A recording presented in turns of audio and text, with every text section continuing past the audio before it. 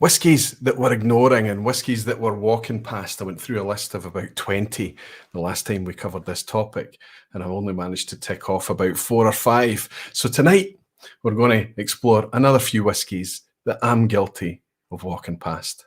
I'll see you in a second.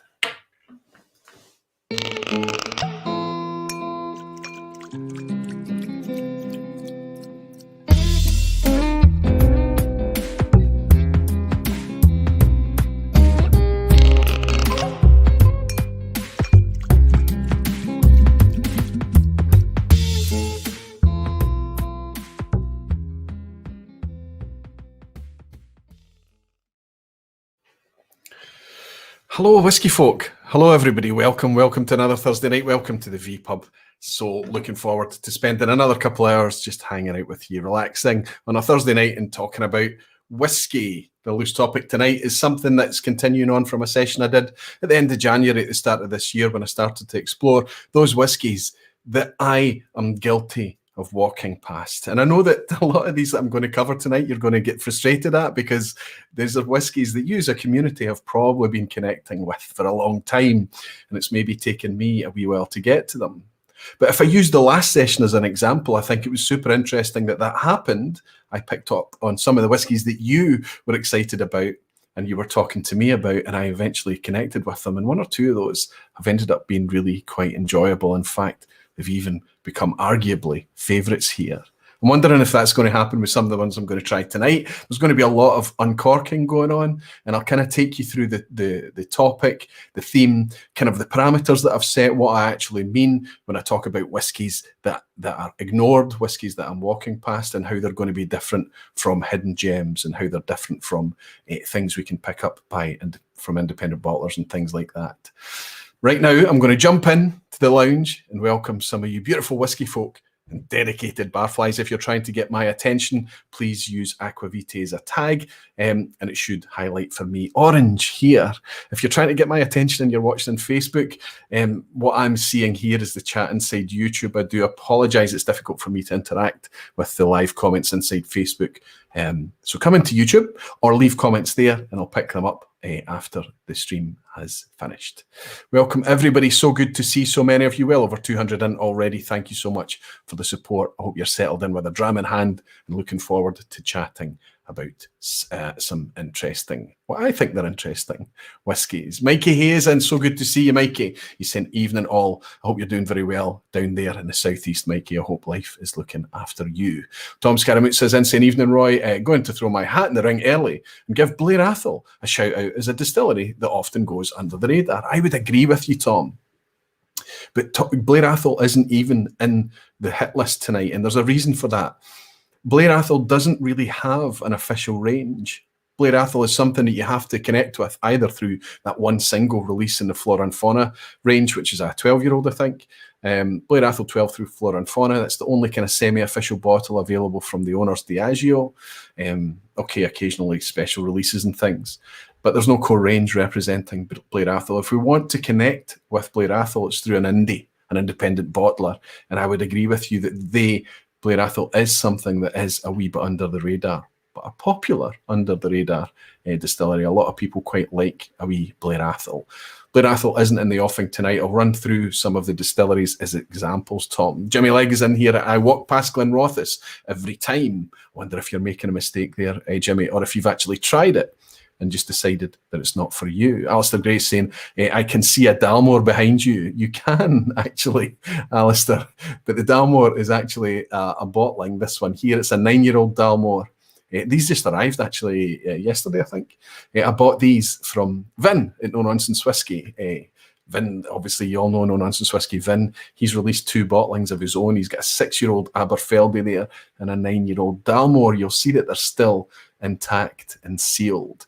But these are available through Ushke. That's Oskshkie, Ushke, as in an anglicised version of Ushkeba or whiskey. But Ushke are selling these on Vin's behalf. You can pick them up. Well, I think a couple of days ago there were still 40 or 50 bottles of each left. But I've picked these up and I'm looking forward to opening them in the next few days. I noticed that I have a matching bottle numbers, though. I bought one of each and I got bottles, bottle number 8 and bottle number 8.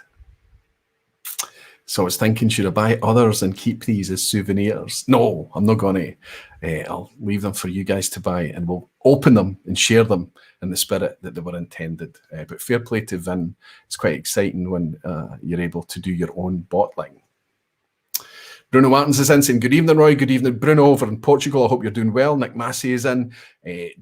Jaime, not Jamie, is in as well. Good to have you in, Jaime. Fantastic. He's saying, hey, Barflies, good to welcome you here. Hellswood is in saying, Aquavita, evening, Roy, from the two of us. Good to see you, Helen, and Andy as well. Petehead, evening, Roy. Good to be in the pub again. Great to have you, Frank, as always. Graham Fraser is here. Evening, Roy and Barflies. 2 tastings for me tonight. There's just so much going on, isn't there? There's so many tastings. People are starting to stack 2 and 3 in the same night. We're spoiled for choice these days, much like the whiskies to buy. Honestly, we're spoiled for choice. We need to relish this moment that we're in whiskey, that there's just so much to explore and so much to engage with. Molasses is here saying, good evening, Roy. Looking forward to the topic. Good to have you in, my friend. Always good to welcome you here. And Peter McPeakface is in. What a great name. Good day, Roy. Great to see you, and great to see you as well, my friend. Marcus Kreitner in Austria. Good evening, Roy. Finally, vPub again. Happens every week, Marcus, but you don't need to be here. You can pick it up on the replay. And if I've done my homework tonight, as usual, I've been pretty good this year so far. There'll be timestamps underneath. So if you want to skip ahead to particular bottles or topics that you're interested in, if you want to skip ahead to the Is It a Speyside section of the quiz or whatever it may be, you can fast track using those timestamps in the description box below. Ben Demon Hunter is saying, we're saying hello to absolutely everybody and saying Slancheva, Roy, good to see you in, Ben. And Shay Francis here saying, evening all, just got a James Eady tasting with Good Spirits Company, brilliant whiskey in the lineup. Excellent James Eady stuff, and fantastic that you're hooking up with the Good Spirits Company as well in order to engage with their fantastic tastings. I'm missing that wee tasting room in Bath Street in Glasgow. Billy Saunders is in. Good to see you, Billy. Gino Kumo, Anthony Lambert. That looks like a new name, Anthony. I think long weekend here in Germany. Good to welcome you in. Finally made it again. Evening to Roy and everybody. Good to have you, Anthony. And Jimmy Legacy and Aquavita, not every week. I'm guilty of missing an occasional holiday week, Jimmy. I apologise, buddy. I make it up to you. Make it up to patrons by doing Sundays to plug the gaps, hopefully. And Jaime is saying, good to be back, Roy, after missing last week's vPub. You never miss a vPub. It's always there. One of the fantastic things about the YouTube thing is that it's there for you to pick up podcast style on the replay. McCallum Fine and Rare is saying, congrats for reaching 17k subs. I think that just happened this evening before we went live. I only just spotted it. Thanks very much, Doc. A wonderful wee milestone or a mile marker to tick over again. 17k subs. Wow. Actually, is saying, good evening to you, Roy, and all usually walk past Johnny Walker, the most drunk whiskey in India. Aye, I know. I wonder. There are some decent Johnny Walkers. I'm going to talk about at least one Johnny Walker on upcoming vPubs. I wouldn't walk past them necessarily. They have their place, and a lot of people still have a wee soft spot for the occasional Johnny Walker. We heard last week that Shayla came into whiskey through Johnny Walker Red with ginger and lemon. Scotch Taste Dummies, the channel, was founded on a Johnny Walker Black, for example. They do a fantastic thing. And like we say, they're one of the most drunk whiskies on the planet, competing with a lot of Indian whiskies, actually. Rob Halford is saying, managed to get my first whiskey to shop this week. I managed to bump into the Brown-Forman brand ambassador. Couldn't believe my luck. Good for you, Rob. Did you give him a hard time over what's happening over the labelling at Glendronach? Did you take your opportunity? And Luna Aaron is saying, hello, Ryan. Good evening. Have you attended any online tastings recently? Been spoilt for choice? Yes. Listen, for me, because I'm doing the vPub, because I'm doing other things, because I'm still trying to socialize with friends, I've tried to back off a wee bit from accepting too many tastings. And just last week, I ended up with one happening on a Thursday night just before the vPub. And it's tricky, it's because you sometimes feel guilty about rushing one to a finish or skipping out early and things. And I really don't want to be doing that. I want to be able to do them on nights that I can relax and really enjoy and take them in. So yes, I've been doing them, Luna, but there's, like you say, there's so much choice. Daniel Caballero's in saying, greetings from Colombia. Bunnahabhain 12 was one of my first single malts, and I plan to drink it forever, as long as it's available, and I hope you continue to have the health to enjoy it. Daniel, welcome in. Well, Greg's Whisky Guide is saying, I would walk past most of the hyped distilleries. I have to say, this way I'm saving money and diminishing stress. Greg, I'm going to talk about that. Reb Mordecai is in saying, good evening, Roy, just about to open a Loch Lomond 21. Really looking forward to it. I got a wee sample of the Loch Lomond 21 recently, Reb. I need to sit down and spend a wee bit of time with it too. I hope you enjoy it. Cheers, Reb. Cheers to everybody, and welcome to another Thursday night. Cheers.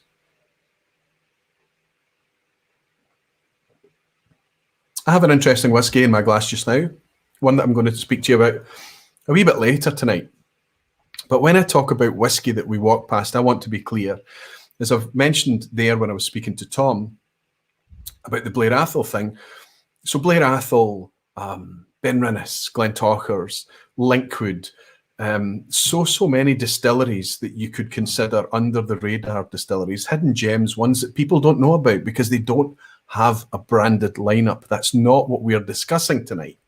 What we are actually discussing tonight is things that do have a core range. They have a branded lineup.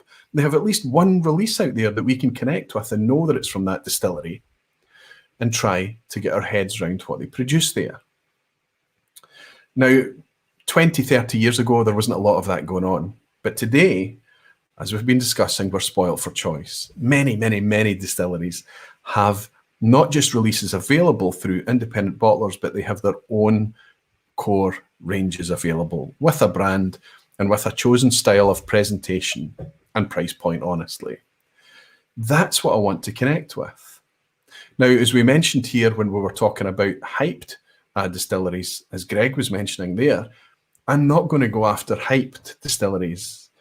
So if you are kind of, putting brand first and it's all about luxury product placement and things, that's not what I'm going to go with. I will ignore that type of product because it's not aimed at me. I'm not going to pay a premium for packaging and branding and luxury goods product placement. That's not really what I'm about. So Macallan, you make wonderful whiskey. It's beautiful whiskey, but it's too expensive and it's not pointed at me. Dalmore don't point the products at me, so they won't feature tonight.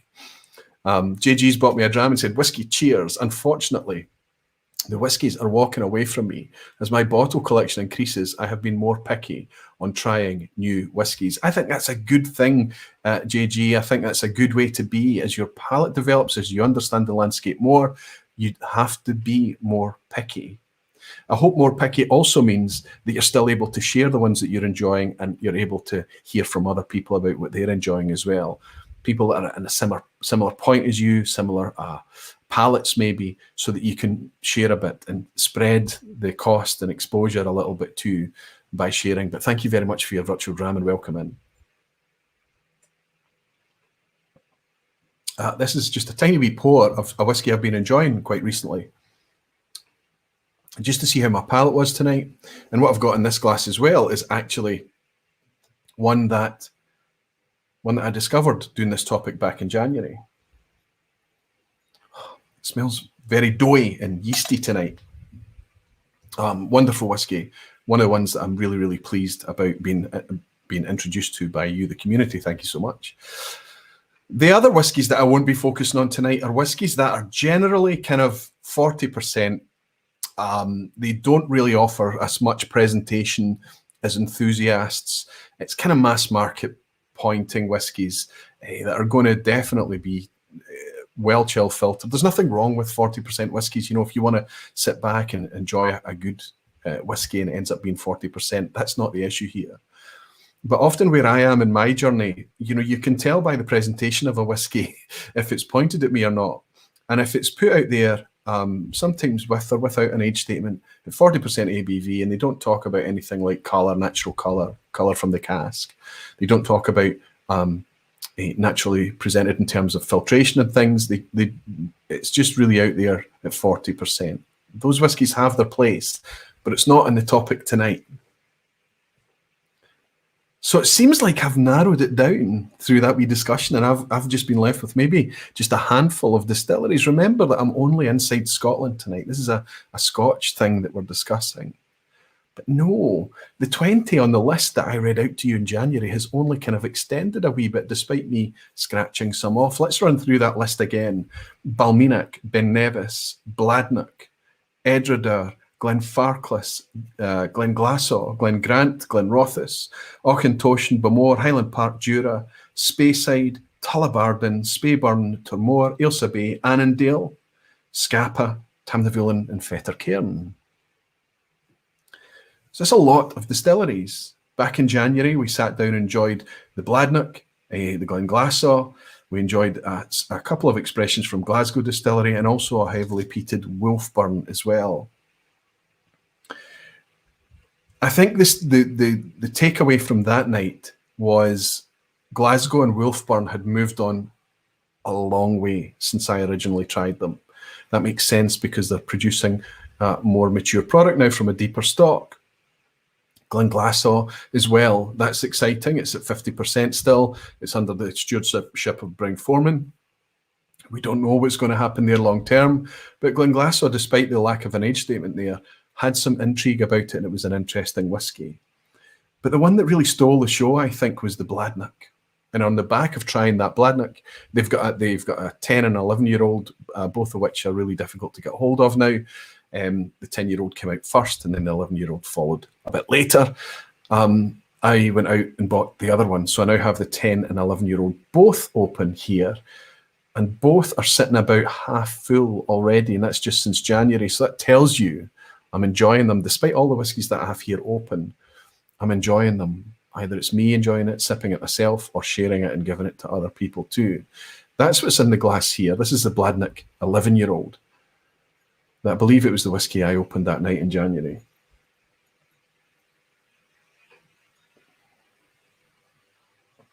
%46.7% natural presentation, natural colour, unchill filtered.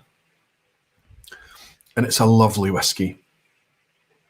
It's quite rich tonight. On the back of this one that I've got in the glass here, which we'll get to a wee bit later, there's a bit more kind of dough and sweet pastry notes and things in here. Almost it tastes a wee bit more like I'm tasting more of the kind of fermentation side. Quite fruity, lots of toffee, lots of caramel. Still a very, very good whiskey. This one that's in the glass here is this is a bit more simple, a bit less complex, I would have to say, than the Balmenach. But this has been an intriguing whiskey for me to enjoy recently. This is started off quite straightforward and quite easy, and I wasn't sure what to make of it. It seemed just right down the middle of the road, not a lot of complexity maybe. And then you pour another glass, and you pour another glass another night, and then you pour another glass a few days later, and it starts to switch on you a wee bit, and it's got a bit of weight about it. There's a thickness to it, is for want of a better word. And I started to get really interested in this. This is a whiskey I have tried before. I've got through a bottle of this before. And I think as we talk about whiskey generally, we have to always remember to consider, is it the whiskey that's changing? Or is it us? Is it our palates that's changing? Because I'm connecting with this more than I did in the past. This is a Speyburn. This is what I've started with tonight. We're going to visit this a wee bit later, but the one that's in my glass right now is actually their 15-year-old. Like I say, I've got through a bottle of this before, and it was very, very close to the end before I really started to enjoy it. That made me buy another bottle. So, you know, a bottle of Speyburn is going to appear in an upcoming recycled review. This is opened fairly recently, this one, in order for me to get my head around it again. And again, I'm starting to communicate with this, and this is communicating with me in a way that's making me think that I walked into Speyburn with the idea that I was drinking a cheap malt. Speyburn has always been a kind of, I've associated Speyburn with being a bottom shelf malt. And I think you carry that into the experience when you know what you're drinking. You expect something simple and straightforward. You expect a cheap malt. Speyburn is one of the biggest selling malts in the States, and I think it's a budget-priced malt, Scotch malt whiskey in the States as well. But this has matured, this product, over the years, I think. Maybe it's me that's changed. Maybe it's my perception of it that's changed recently. But now we've got a product, and it says on the label, this is natural coloured. It says this dram is neither chill filtered or coloured, and it's at 46% ABV with a healthy 15-year-old age statement on there. And I've got the price here, what I paid for this. I think I paid just over £50 for it. Just over £50. Now, the last bottle I paid less than that. I got it in special offer. This is cracking value. It's a relief to me that it's really enjoyable to drink as well. Is it the best 15-year-old I've tried in the last 2 years? No, probably not. But there's not a lot out there to compete with it at that price point. This is a natural product. And the more I'm getting through this, the more I'm understanding it, and the more I'm enjoying it.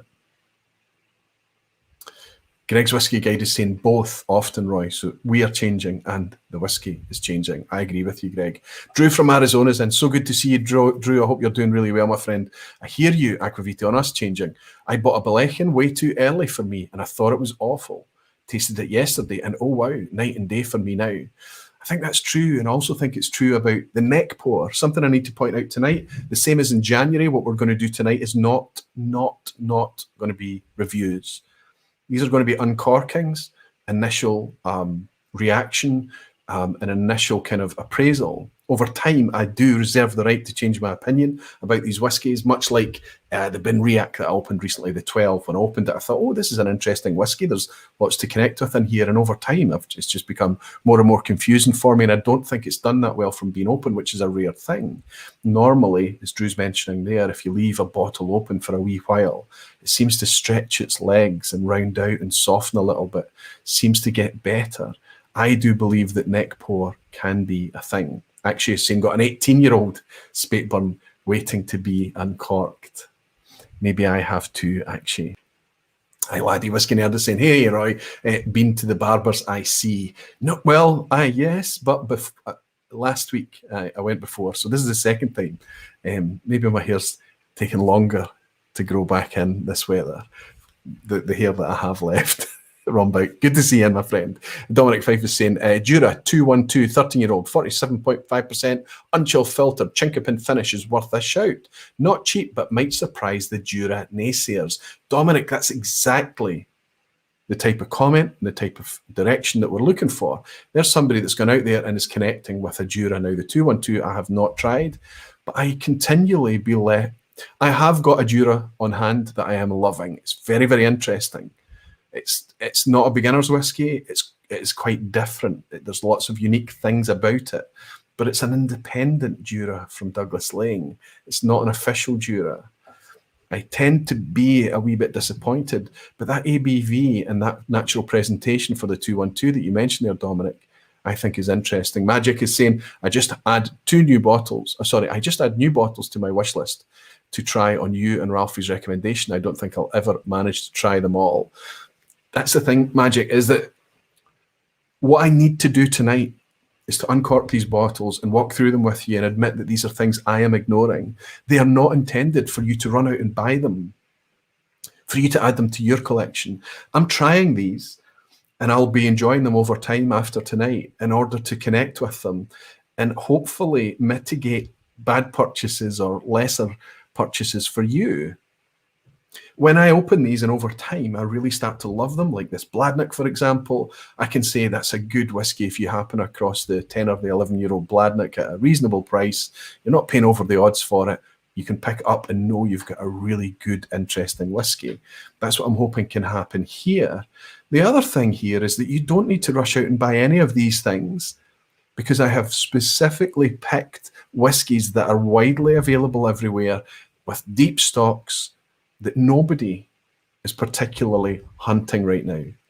The whole drive behind Ignored Whiskies that I did back in January and the Ignored Whiskies I'm bringing to you tonight is to try and say, come on, how many times are we going to be disappointed standing there trying to buy whiskey only to be told it's sold out? sitting at a website, clicking away, only to find out you get to the checkout and you can't buy it, it's gone. This is a really overheated thing that we're going through right now, not for all whiskey. For most special releases, limited releases, kind of enthusiast targeted releases, we're going to suffer a wee bit right now. People are at home on lockdown. They're not going to live gigs and live concerts. There's other cynical things coming in, like professional buying teams, automated monitoring software and things like that to monitor when the stock becomes available. I don't want to compete with any of that. And I don't think you want to compete with that either.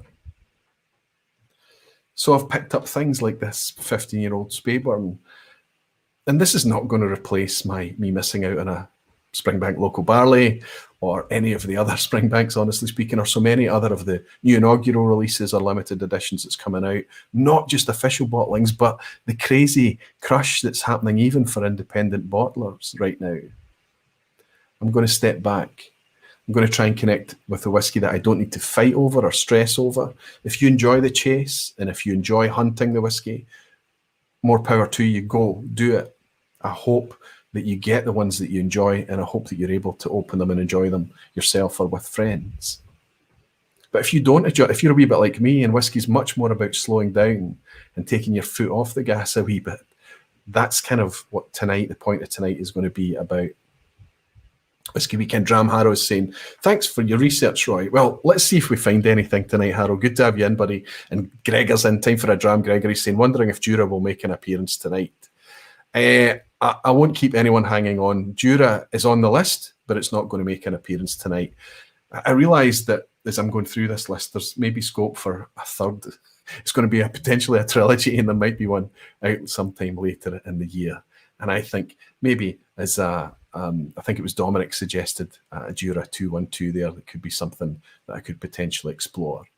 Neil Averty saying I bought a Glenrothes 12 from AD Rattray. It's 67.5% ABV, and it's wow for me. So it's obviously been filled. I'm going to guess that 12-year-old Glenrothes is going to be from quite a large cask, like a sherry cask. But it's going to have been filled at still strength, 67.8 ABV%. That's up there as strong as anything I've heard bottled in Scotch whisky. I hope you're enjoying it.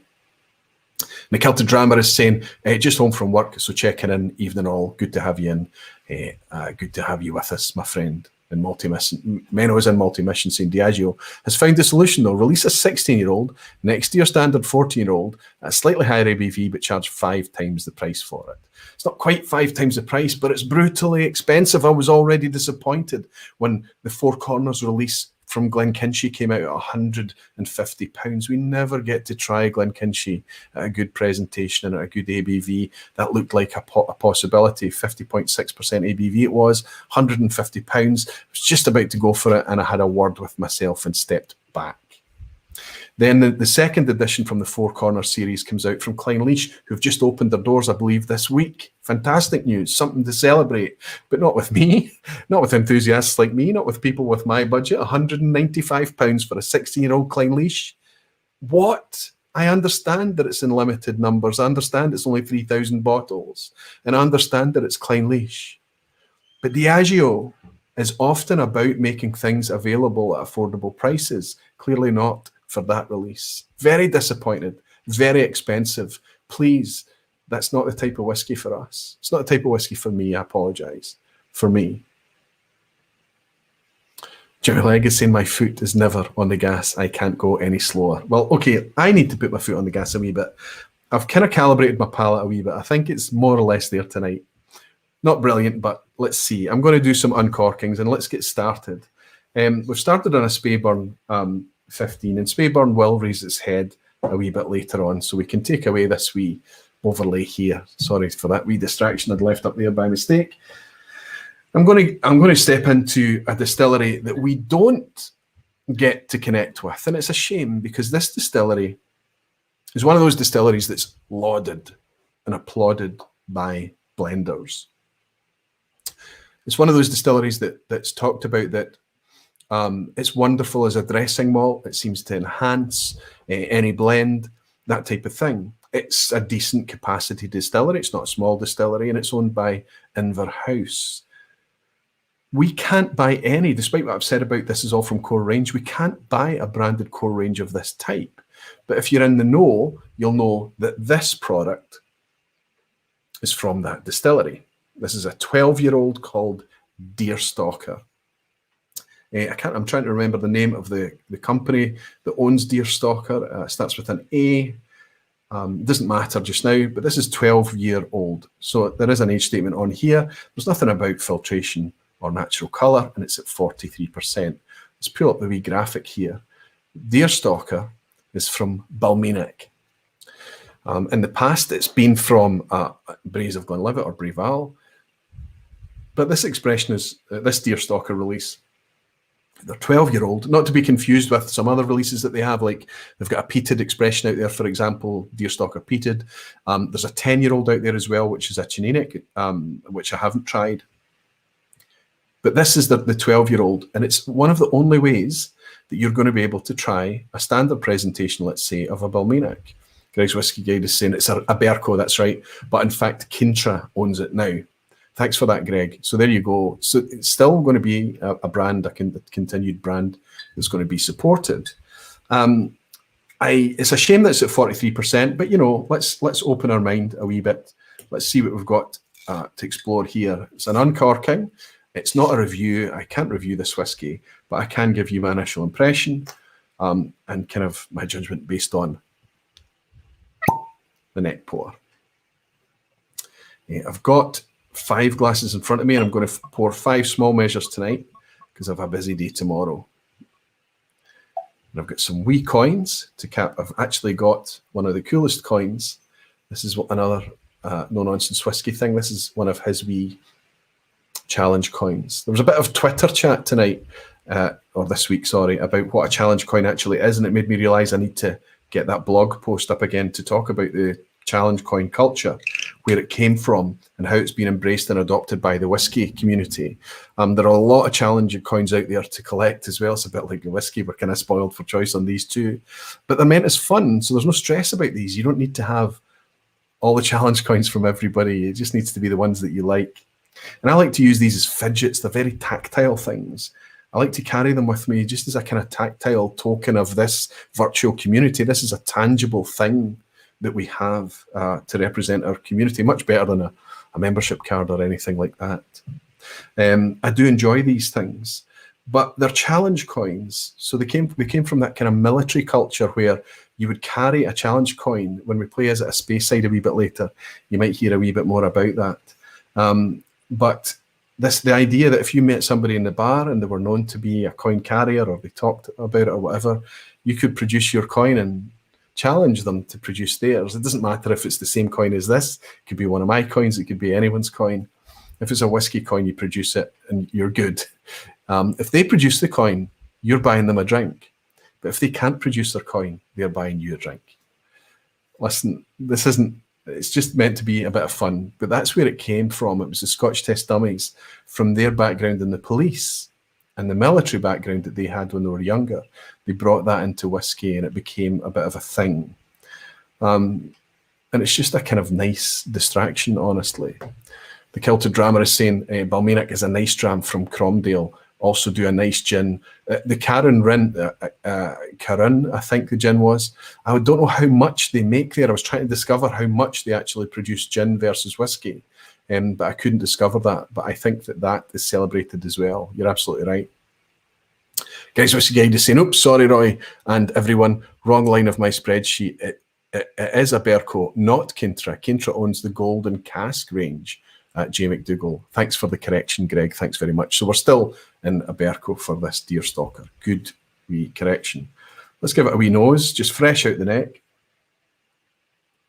Oh.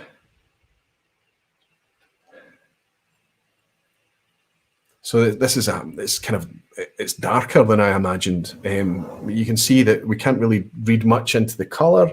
It's actually looking quite a bit darker on the camera than it is in this bottle. But I was assuming that this is going to be coloured, but there's actually quite a dark kind of sherry note on the nose of this. There's quite a heavy dollop of malt. The, the spices on the side of kind of cooking spices. kind of nutmegs. But it is a wee bit spicy. It's darker than I imagined. More sherry influence in here, perhaps. Certainly oakier. 12 years old.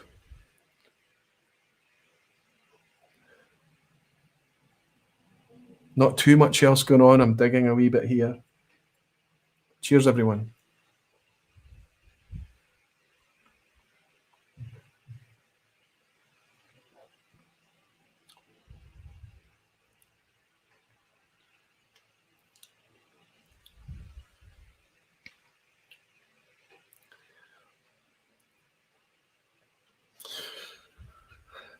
I'm not going to review anything tonight. That's the arrival there was super soft, very soft. The darkness on the nose, the kind of darker. How can you nose darkness? I know it makes sense to you guys. I know that it does. But it kind of suggested that there was going to be a nice kind of sherry hit or something, some nice deep dried fruits and things like that. But that's not actually translated onto the palate at all. This is quite soft, and I would go as far to say that on the neck pour, it's actually a wee bit bland. Not a lot of complexity. 43% is maybe not helping it. It could do with just being amped up a little bit, lifted a little bit. I can't help but think that there's that kind of horrible suspicion that this is one of these whiskies that's kind of, it's designed to be smooth, right? There's not a lot of kind of grip or texture with this. There's not.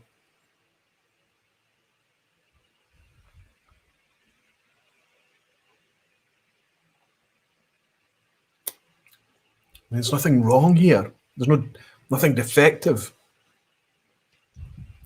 But there's nothing interesting.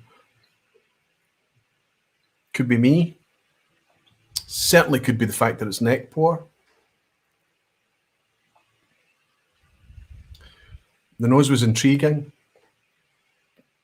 This is one I need to revisit. That's the most polite way I could put it, I think.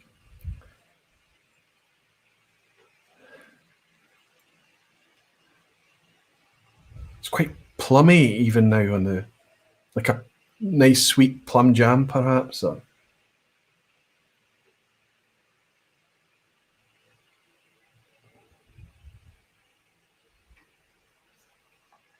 I want something to happen.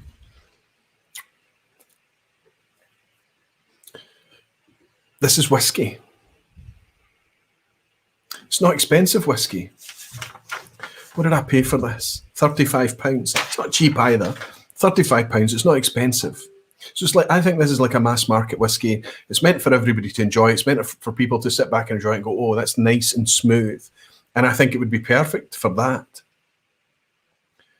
But when it's soft like that, you're looking for a bit of a flicker and a bit of flash, a wee bit of complexity. You're looking for something to draw you in, something that you can talk about that's more than it just being a kind of nice, smooth experience. And there's not a lot to this. This feels very kind of linear right now. It just feels, yes. So clearly not a bad whiskey, not necessarily bad in any direction or poor or difficult to drink. I think probably not aimed at me.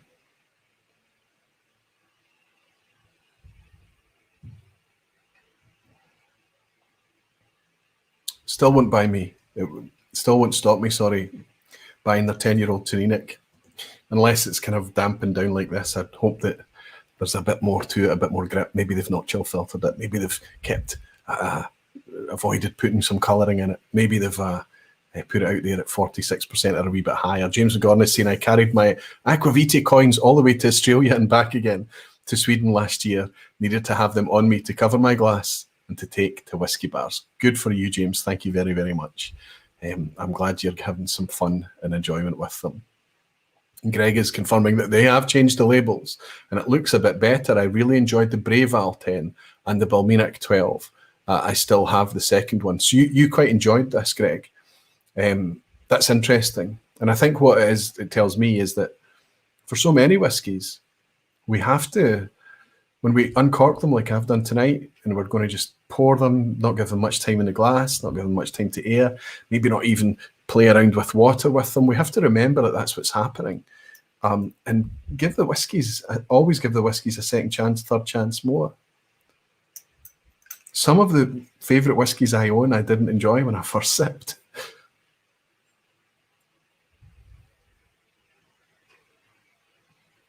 Jimmy is saying that he's aimed at me. That's a wee splash of water there added the tiniest bit of a spice, a heat. Just sometimes that happens when you put water in. It kind of, I don't know what happens, but it can kind of amp the heat a wee bit.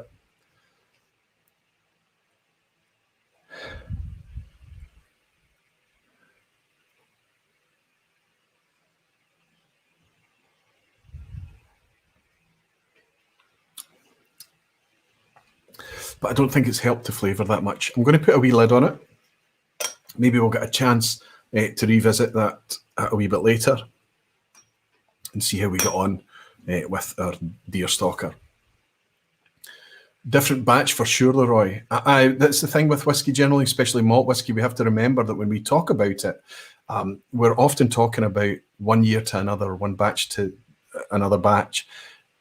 Despite, you know, whoever the whiskey maker is, despite their best efforts, it can be tough for them to match the consistency time after time. And I think that's often the desire to reach out to colouring as well, to try and at least get the colour the same. This will very, very likely suffer from batch variation. But I, for one, say the word suffer like I'm suggesting it's negative. It isn't. I think we should be embracing batch variation.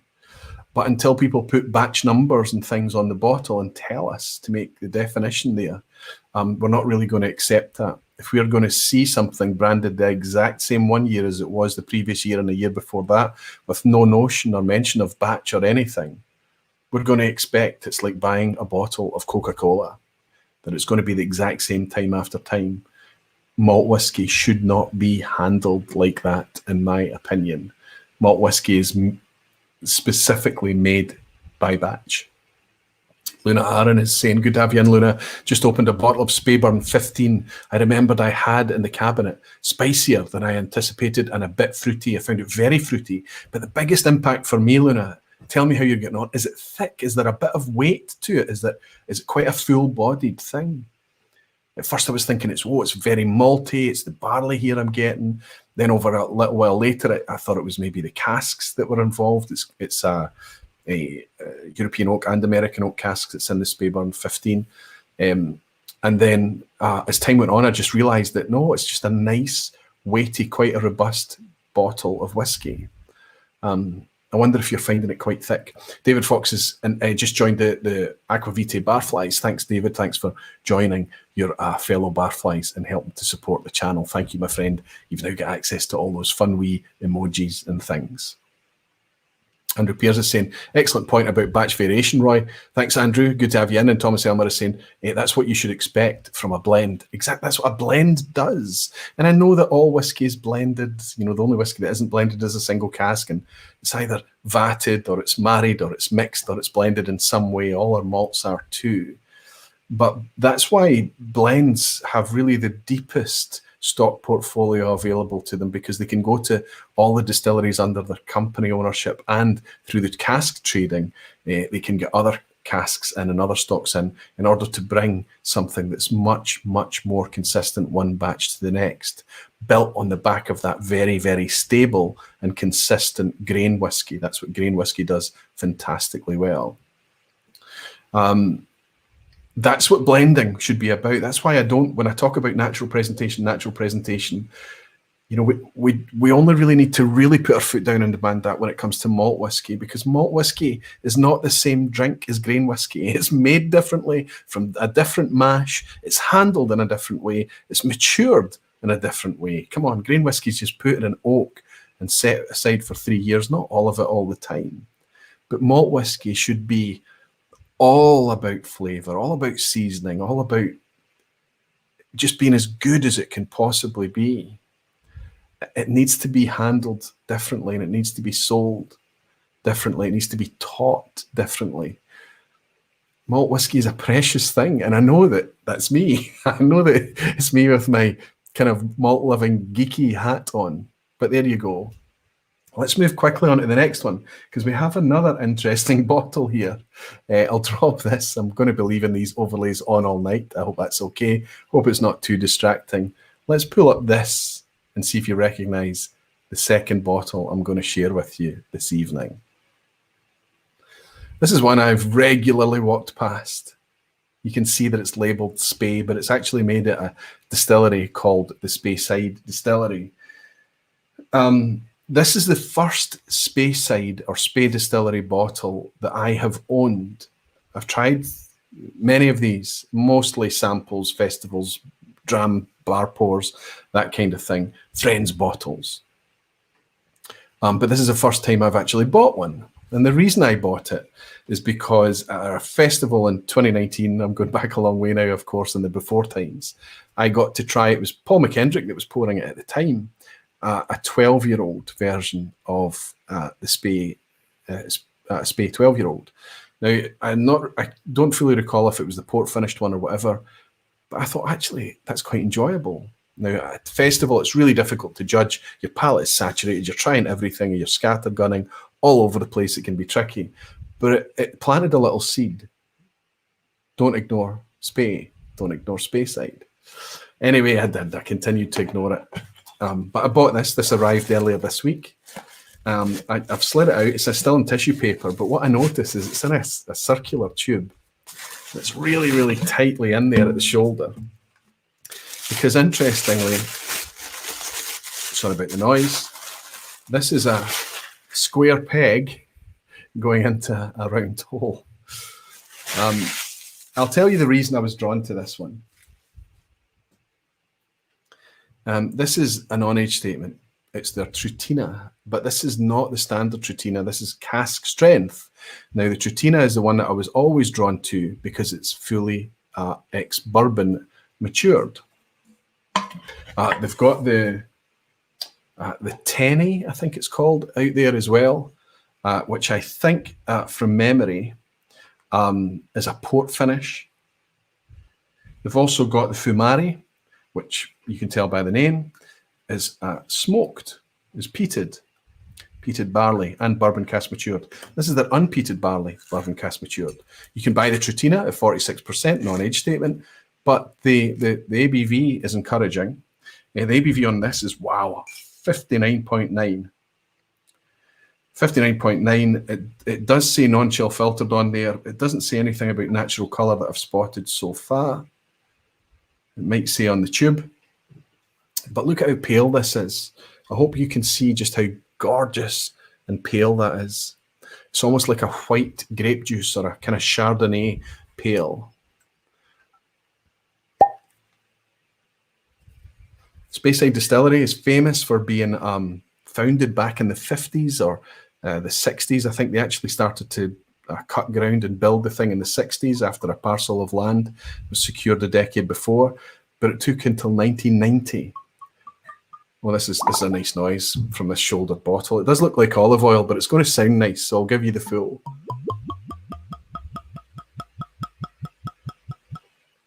Oops, and spill a wee bit here too. That's part of the ceremony, I think, of an uncorking, isn't it? This kind of tearing the foil, popping the cork, and enjoying the glug as it falls into the glass. Oh.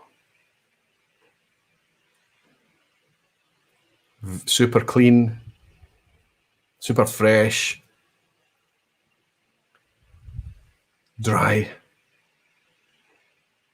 light, grassy, lots of barley malt there, of course.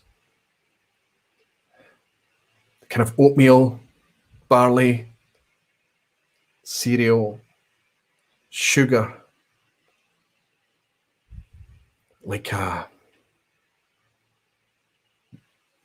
maybe even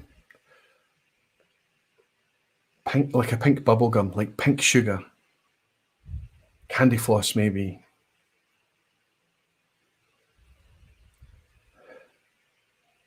sweet.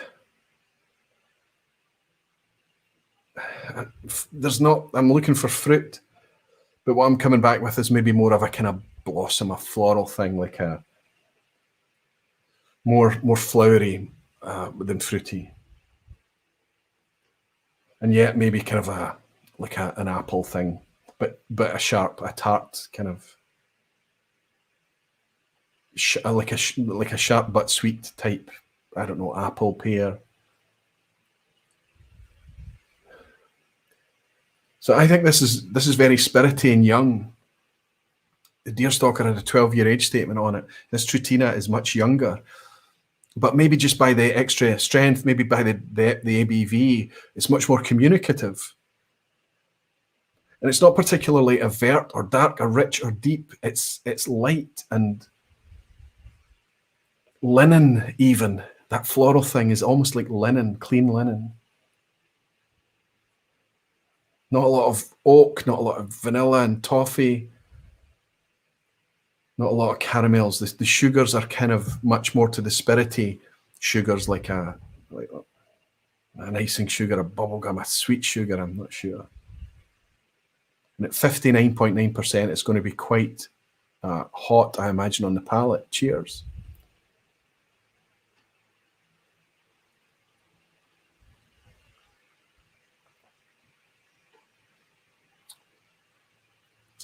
Apple.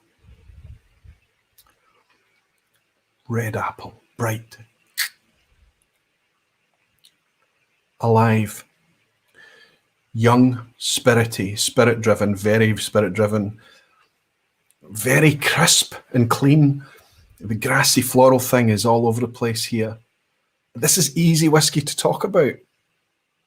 It's very simple in its presentation, and yet it's suddenly alive in the glass. Nothing's been clipped here. It's just young and bright and spirit forward.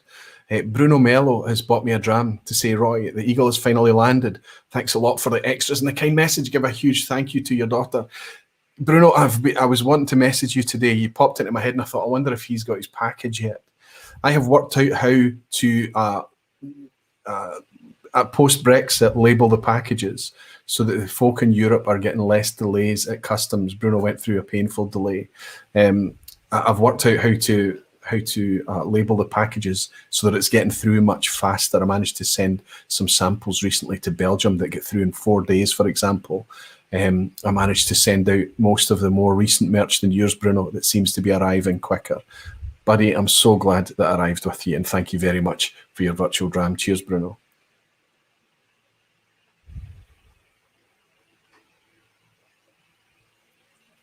This reminds me of a nice bright young single cask that you would pick up from SMWS or something like that. Bill Monteith has bought me a dram as well, saying, cheers, Roy and friends, we'll catch up on replay, back to work. You've been skiving Bill to drop in and hang out with us for a wee bit. Thank you, buddy. It's nice to welcome you in, and thank you very much for the virtual dram and saying hello. Cheers to Bill. Hope you do enjoy it on the replay, my friend. Cheers. Aye, this is a Moorish thing. It's not that complex, I don't think, but there's stuff here that's communicating with me to talk about, and there's some wee bit of white pepper on the finish. Just suddenly, there's something alive here. It's got grip and texture, and it communicates. It's not muted. It's very simple, I think. It's very what it is. I mean, you can see here, despite this kind of odd packaging that's going to frustrate the hell out of me, because this is not going to fit on my shelves, right? If I try and pop it on a shelf, it's just like a Daft Mill or a Bimber, or remember when we used to be able to buy some of those, I suppose. They're just a wee bit too tall. This does look a wee bit like olive oil in the bottle. So that doesn't really matter, does it? This was a wee bit expensive for a non-age statement. It was £55, but we're getting a cask strength thing here. So if you compare this to independent bottlers right now, you're going to be lucky to get anything from them for £50 or £55 right now. It's gone crazy. So to get a nice, young, bright, straightforward, this is what a young Speyside whiskey is like. And even if this colour, I'm going to suggest that this is natural colour. If they've used any colour in this, they've literally just kind of floated the colouring past it.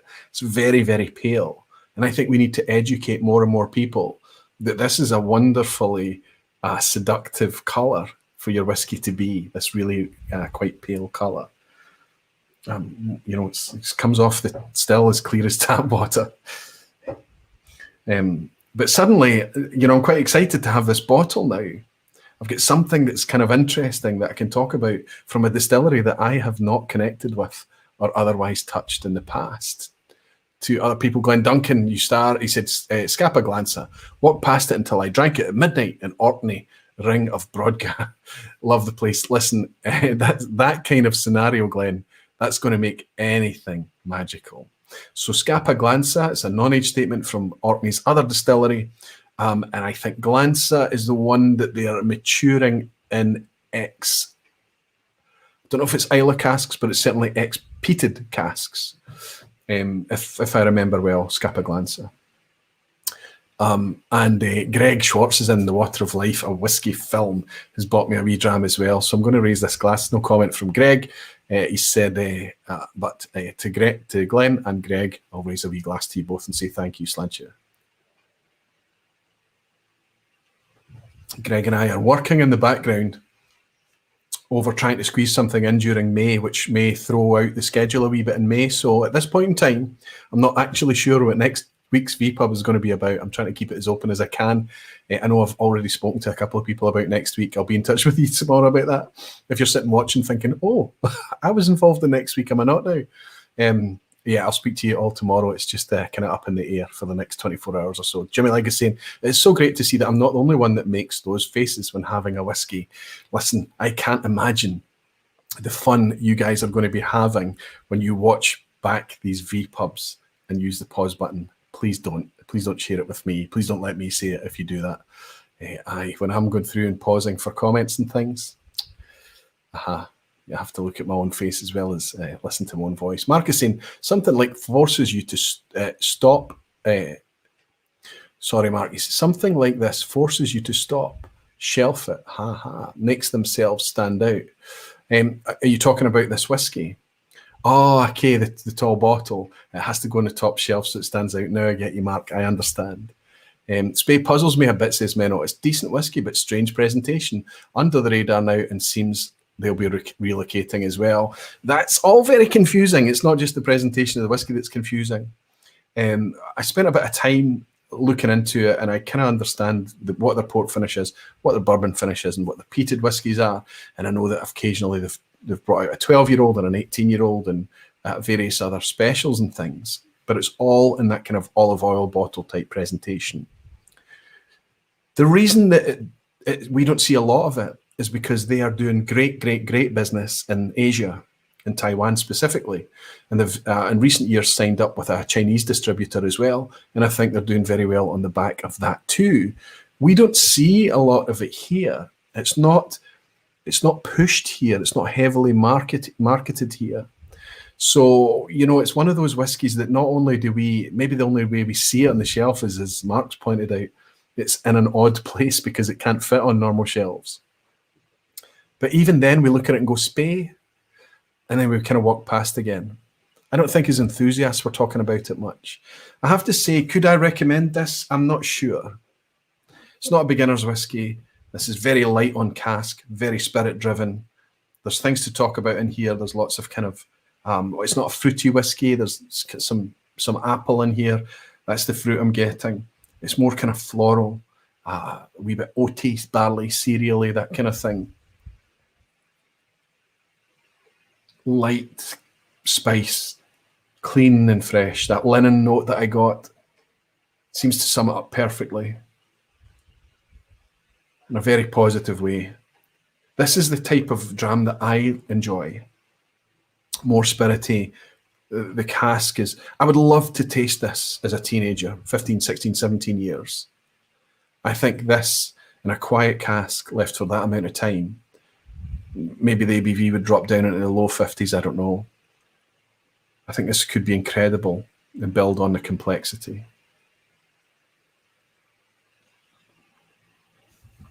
Not an easy one to recommend because I don't think there's much flavour hooks in any direction. It's just a very honest, straight, direct whiskey, which is a surprise. Cask strength, 59.9%, £55, good value. Yes, it's non-age statement. It's probably quite young. Maybe it's a 6-year-old whiskey, something of that order. That's how it's kind of playing. But I'm glad to own this one. Whereas I'm ambivalent about the first one I opened tonight, I'm glad to have this. I think I'm going to enjoy sharing this with people. But I'll probably not be sharing it with folk that are coming into whiskey. I think the Deerstalker would be quite good for that.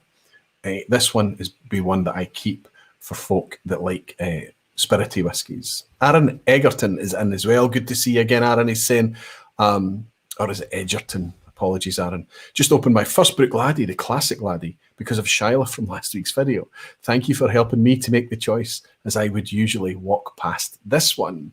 All it needs is a wee gentle nudge, or somebody else, that vicarious witness that somebody else has got something really positive out of bottles enough to make you... And what it does is when you do buy it, you're probably a bit more willing to enjoy it, if that makes sense. If you go into something thinking, I'm not going to like this, there's a bloody good chance you're not going to like it. If you go into it with an open mind, it's going to fall either way. But if you go into it wanting to enjoy it because a friend, someone you trust, has got a positive experience out of it, I think that can help it along quite a bit. And maybe if your first dram isn't very good, it makes you want to go back and give it a second or a third chance. And Rombout is saying, on the topic of today, I walked past all the entry-level stuff, and recently I decided to try them anyway and expand my palate and see what I might be missing out on. That's exactly what I'm trying to do here a wee bit, Rombout. Well, it's not bottom shelf stuff. You'll see that there's a couple of whiskies that I ignore here that are a bit pricey, honestly. But I decided that I've ignored this for long enough, and I know of other people out in the community that's getting something from it, and I want to see if it's something worth sharing. Benrinnes is saying, the word from Inverhouse on Anarch 24, it'll be around for now. Not exactly the ringing endorsement you were hoping for. Did give them a healthy kick for the Balmenach rebrand. Balmenach and Old Pulteney, quite honestly. I'm nervous about Anarch. I think we're all nervous about Anarch. I think it's Anarch isn't going to light everyone up. Anarch is a bit minerally, a bit chalky at times. It's out there. It's like I've always said, if you go back to my original Anarch 12 review and the recycled review, it's kind of carving its own furrow. It's doing something different from other distilleries. Not everybody is going to connect with that different. I love it. I especially love that 24-year-old. The 18-year-old was my whiskey of the year last year. I still love it now. It's got the sherry, everything you expect from a sherry whiskey, but it's got that wee lick of Anarch in it as well. If you connect with that, you're going to love it. If you don't, if minerally, slightly chalky at times, less chalky on the 18. 18 has got plenty of rich fruit and things in it. But if you go kind of more the bourbon cask side of things, the 12-year-old, even a 12-year-old at 40%, you'll get that slightly minerally thing that goes on in Anarch. I think it's fantastic. Jimmy Likes bought me a dram. I love these. No guest Thursdays. Great chatting with the people who love whiskey. That's right, Jimmy. You don't need to listen to my monologues. You can hang out with your fellow barflies. I love them too. The fact that other people can come along and enjoy spending a wee bit of time in the vPub while I bang on my gums about whiskey, I'll never fail to be grateful. Kevin Grant is going to be joining us for a wee game. I visit a Speyside. Cousin Kevin, he's saying, I walk past a lot of entry-level whiskey because of the price, but another day you see a little yellow sticker on it with £15 off, grabs my attention, and I'll pick it up to justify it. Often it might take that, a wee flash sale, a special offer, a bottle split with somebody. Hey, let's buy this and drink it together. Let's see if we get on with it. And suddenly it's you're drawn in a different direction.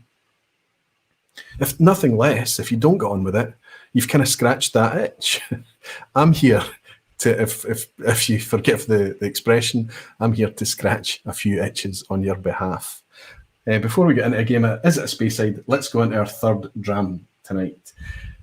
Now we're going to amp things up a wee bit in terms of price here. This is probably the most expensive one. But I shared with you earlier tonight the Speyburn 15, and I told you that I had kind of just used it as a pedestrian whiskey, and it wasn't until the last third of the bottle that I thought, oh wow, this is good, I'm going to replace this. Now I admit that there's a good year past, But I'm into this new bottle, and it's much heavier and thicker than I remember my initial experience being. So I was looking in the Barflies page on Facebook, Barflies group, Aquavitae Barflies. If you're in Facebook, you can follow us there. And there's a few people in there been sharing Speyburn 18. And I realized, okay, I've got to listen to you guys too. This is a two-way relationship here. Enough of you have said, this is a decent whiskey. So I bought this a few weeks back. In fact, I think I had this when I did the original January Ignored Whiskies. I had this on hand, and I just never got around to it. So I had this to open. Again, it's an uncorking. This is the 18-year-old, slightly different take from the 15-year-old, which is bourbon and sherry. This looks to be much more of a sherry experience. In fact, let's see what it says here.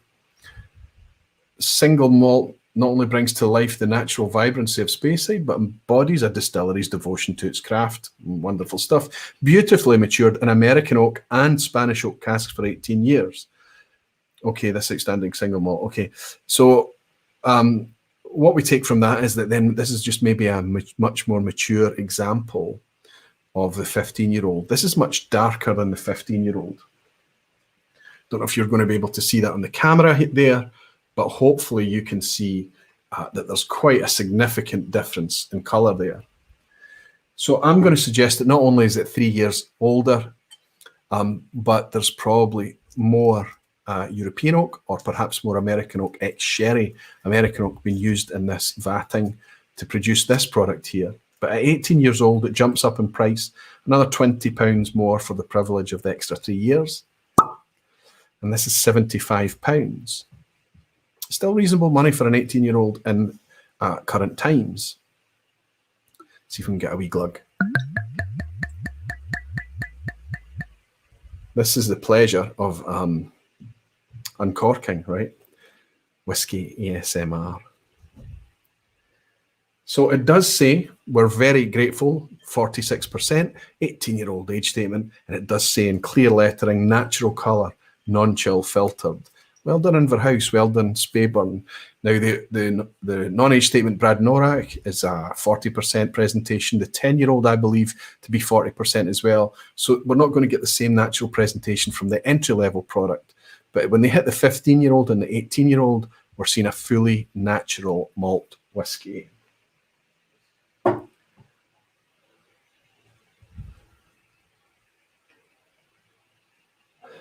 Neck pour again.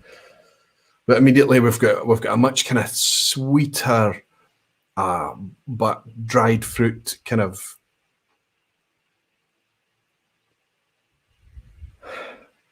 soft spice. Definite cooking spice here, but with a brightness to it, with some vibrance here. Kind of, the spice is there, the dried fruit is there. You're starting to imagine all of those things. The fruit is quite bright too. It's a bit of, honestly, it's stone fruit, peachy nectarine, quite ripe. This is juicy whiskey on the nose.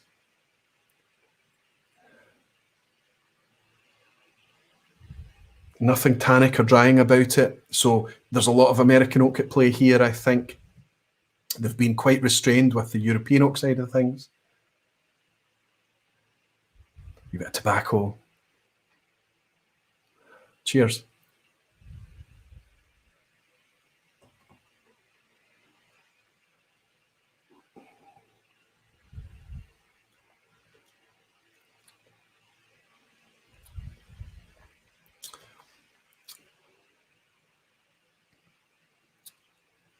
Excellent.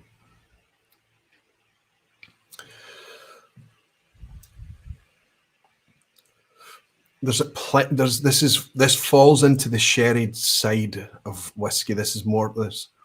I know this is a vatting, but the thing that leads here is the more kind of sherried side of things. But it's kind of the experience you're going to get from refill sherry. It's quite restrained. It doesn't go all kind of dry and cracked and tannic on the finish, but there's enough there. There's enough. It's almost like it does dry a little, but not fully.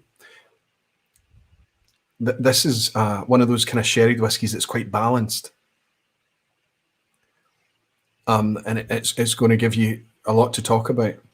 And it's because it's obviously, it's not all going to be all sherry. Long finish, still there. This is a good whiskey. This is a good whiskey. First sip, neck pour.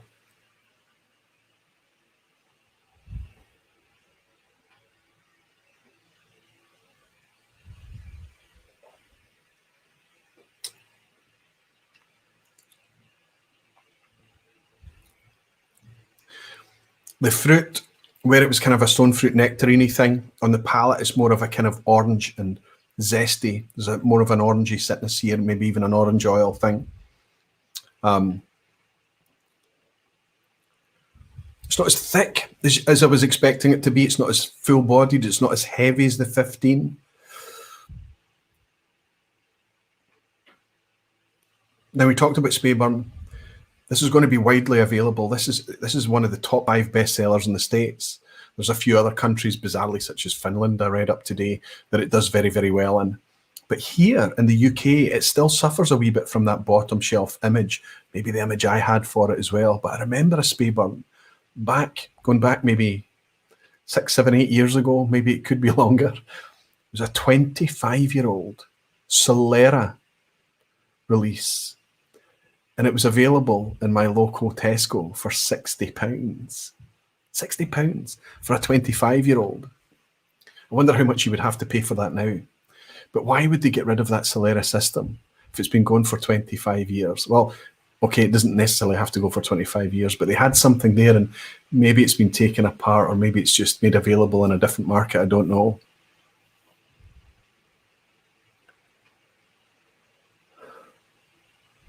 What am I missing here? Actually, saying definitely dried fruit. Maybe he's got one in the glass.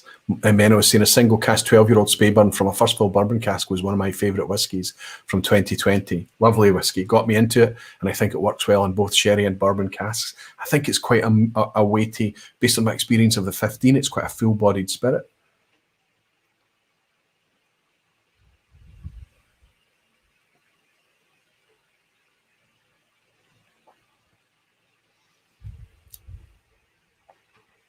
Drying and excellent. Maybe she's actually sipping this. I think you are actually, aren't you? Glenn Duncan is saying it's incredible the number of my customers who walk past Bunnahabhain because they don't know how to pronounce the name. They love it when I give them a taste. That's right.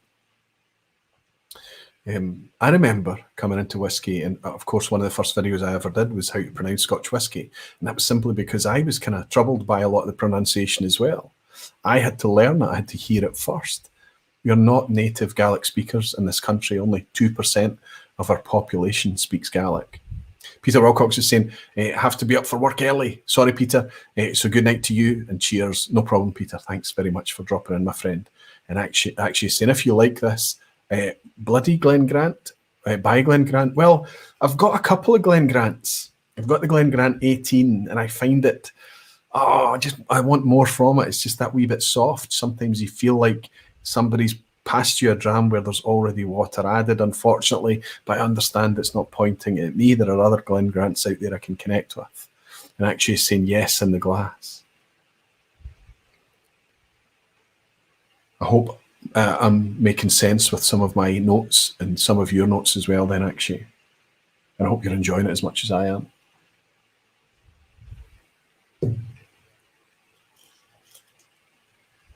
The only thing that's a surprise here is that the 15-year-old is a thicker, heavier thing. And the 18-year-old is still nice. It's got a nice texture. It's got mouthfeel. There's nothing lacking there. But I was expecting more of that kind of that weight. It's difficult to articulate, but more of that weight. Gerben is saying, again, a really good subject. I hope to get the rest later. Gerben, thank you very much for your recent support as well, my friend. It's good to welcome you inside Patreon too, Gerben. Thanks to you. And I have to say, there's a wonderful story that I got quite emotional about. two of the community just got together, like it's happening every week. It happens. It's amazing. You get talking and you share some samples and things. Somebody loses a job. Now the rudder is a bit loose for a little while, and they're not sure where it's going to go. And the other one steps in and sends them whiskey, more than samples. It's just the generosity, that community, that thing, that human connection that whiskey is helping is just amazing to me. Anyway, you know who you are, you know who I'm talking about. Cheers, and I hope you pick us up on the replay. Gerben, thanks for dropping by. Cheers. Actually, saying it's lovely. And they saying spoiled 23-year-old artist collective expression. Well, we're 3 whiskies in just now, so I'm going to get on. I'm going to try and move a wee bit now and try and get their game of Is It a Speyside. We'll have a wee break, have a game of Is It a Speyside, try and get some sniper coins won and snatched. Where is my sniper coin? Here it is. Here, I'll swap that out.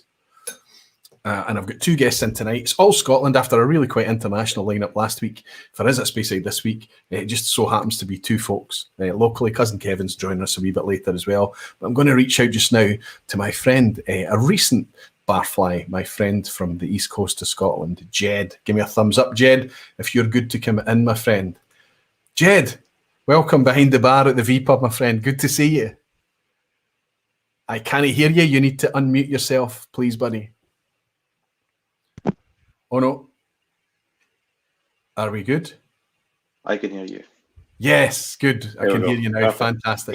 That's okay. That's okay. I think it's one of the most common phrases that we use in our lives. You're on mute. You're on mute. Right? Definitely nowadays. Skype, definitely. Teams, Zoom, whatever it may be. Yeah. Anyway, buddy, welcome. You're up in Arbroath, aren't you? Yes, Arbroath on the East Coast. You and I were having a wee chat before we went live tonight, and you were telling me quite a poignant story about how Macallan, 10-year-old, and your passing grandfather got you into whiskey during lockdown in 2020. Yeah. And you've been fast tracking since then. Yeah, quite the whistle stop tour since then. I actually, in 2003, me and my dad and my granddad decided they wanted to go up to Speyside and do tours of the distillery. That was going to be our summer holiday. And I was probably 10 years old. And I went around all the distilleries. They got their drams at the end, and I got my orange juice. And when my granddad passed away in September, the one distillery they wanted to visit was Macallan at the time, back in 2003. But the day they visited, the distillery was closed. So they never got a chance to take the tour. Now, when granddad passed away, I figured, why not go back? Obviously, a different distillery. The new one's now open. Why not go back and do the tour that you never got to do? And we went through his whiskey collection and found a 10-year-old Macallan from 1984 that he just didn't want to touch. And to be honest, I'm too scared to ever open that now. That's more of an heirloom, I think, than something to drink. But no, fantastic memories, and it's a shame. But you've got somebody to thank, Jed, for every tip, because you and I talked about the fact that you're quite young. I wasn't going to mention it, but you'd given away your age there, 10 years old in 2003. You admitted that you're in your late 20s now. Yeah. So we're talking about this kind of younger demographic that's coming into whiskey, and they're coming into whiskey and connecting with it, not because it's alcohol, but because it's a flavour. Yeah, definitely. And whiskey was always seen as an old man's drink, wasn't it? Or it was when I was certainly younger, but it's not now. I don't think. I think it's for everyone, and I don't see why it can't be for everyone. Absolutely, I think that one of the reasons it took me so long to come into it was probably that kind of deep subconscious idea that it wasn't for me yet. And I always get a wee bit frustrated that it took me till I was 35 to get into whiskey. But at the same time, maybe it took me to 35 to be ready to start to enjoy whiskey. So it's like we talked about last week with the Gateway Whiskies thing. It's like whiskey finds you, and it's maybe not just how and through what whiskey, but it's when as well. Yeah. Anyway, buddy, lovely to welcome you. I know you're up for. You put your name forward quite quickly, and we connected quite quickly to get you on this week. And I apologise, Jed, because after I put the post on Facebook, you were top of the list in the background as well, and just because I'd been scoring names off, so I'm glad to have you in tonight. You're going to try and snag yourself a coin, and you don't have one of these yet, do you? No, I don't. Well, it's sitting atop this wee glass of Speyburn 18 just now. This is a sniper coin. It's an acrylic glass topper, but it can only be won by playing a game here, like Jed's on live tonight to play a game to challenge me. He's either going to be the target or he's going to be the sniper. But you guys can play along in the lounge as well. The first person to guess the whiskey, whether it's ahead of me or behind me, it doesn't matter. You're going to get yourself in the lounge a sniper coin too. Are you going to be sniping tonight or are you a target tonight, Jed? I'm the target and you're playing for one of my challenge coins. Tell us about it. So I work as a firefighter, and part of my job, I'm on the international search and rescue team. So part of that team, each team member gets one of these. Okay, this is coin. Oh, where am I going? 93. It's my birth year coin. And like you were saying earlier, when you get to the bar, if you produce one of these, whoever doesn't buys a round for everyone, and we stick to the rules very strictly. I imagine that you're much more strict than we would be with the whiskey coins. Yeah, definitely. Can I just that gesture, Jed, is just amazing to me. Absolutely so amazing. Over the years, I've collected a few of these challenge coins from people in the police force in the States, from people in military backgrounds and things, sending me them on the back of this whiskey coin culture that we have. And you putting that one up tonight in order for I will accept it on a condition that you hand it to me when we get together to actually raise a glass face to face together. It seems something. It needs a bit of ceremony behind it. That if that was to happen at some point, it needs to happen with a handshake and a raised glass of whiskey, maybe even a Macallan. What do you think about that? Perfect. Superb, buddy, superb. So you're the target tonight. That means that you have in the background, just off screen, you have a bottle of single malt Scotch whiskey from the core range that's generally available everywhere. It's well known. And I have, well, normally I would have 10 questions to try and guess what it is. You can only answer yes or no, and I've got to try and fathom out what the bottle is. But I'm handicapped. So I'm now down to 9 questions. I think I need to kind of lose the handicap, honestly speaking. But recently, it's been kind of the last question I've been guessing on. So I'm just going to, I guess it's the good luck is to me, I suppose, because I'm playing for a coin tonight as well, a wonderful coin. And I'll just ask away. Okay, just answer yes or no. Jed, you know this is a single malt Scotch whiskey. It's part of the core range. You know who the owner is. You know where it's from, everything. Yep. Yep. Okay, let's go.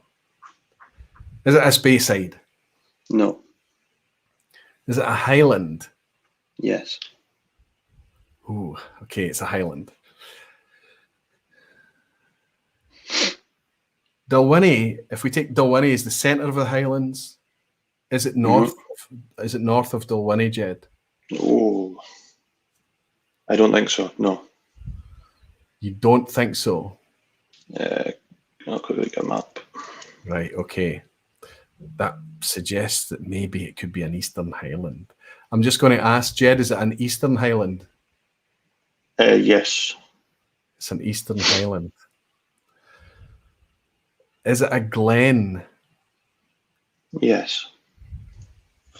So we've got Glendronach, Glenglassaugh, Glengarry, Glencadam. There's quite a few. Does it have an age statement, Jed? Yes. Is it 46% or above? Yes. Is it 15 years old or above? Yes. Is it a Glencadam?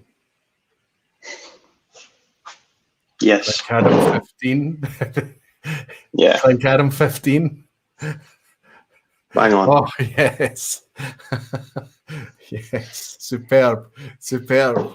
Well done. By the way, it's an excellent whiskey.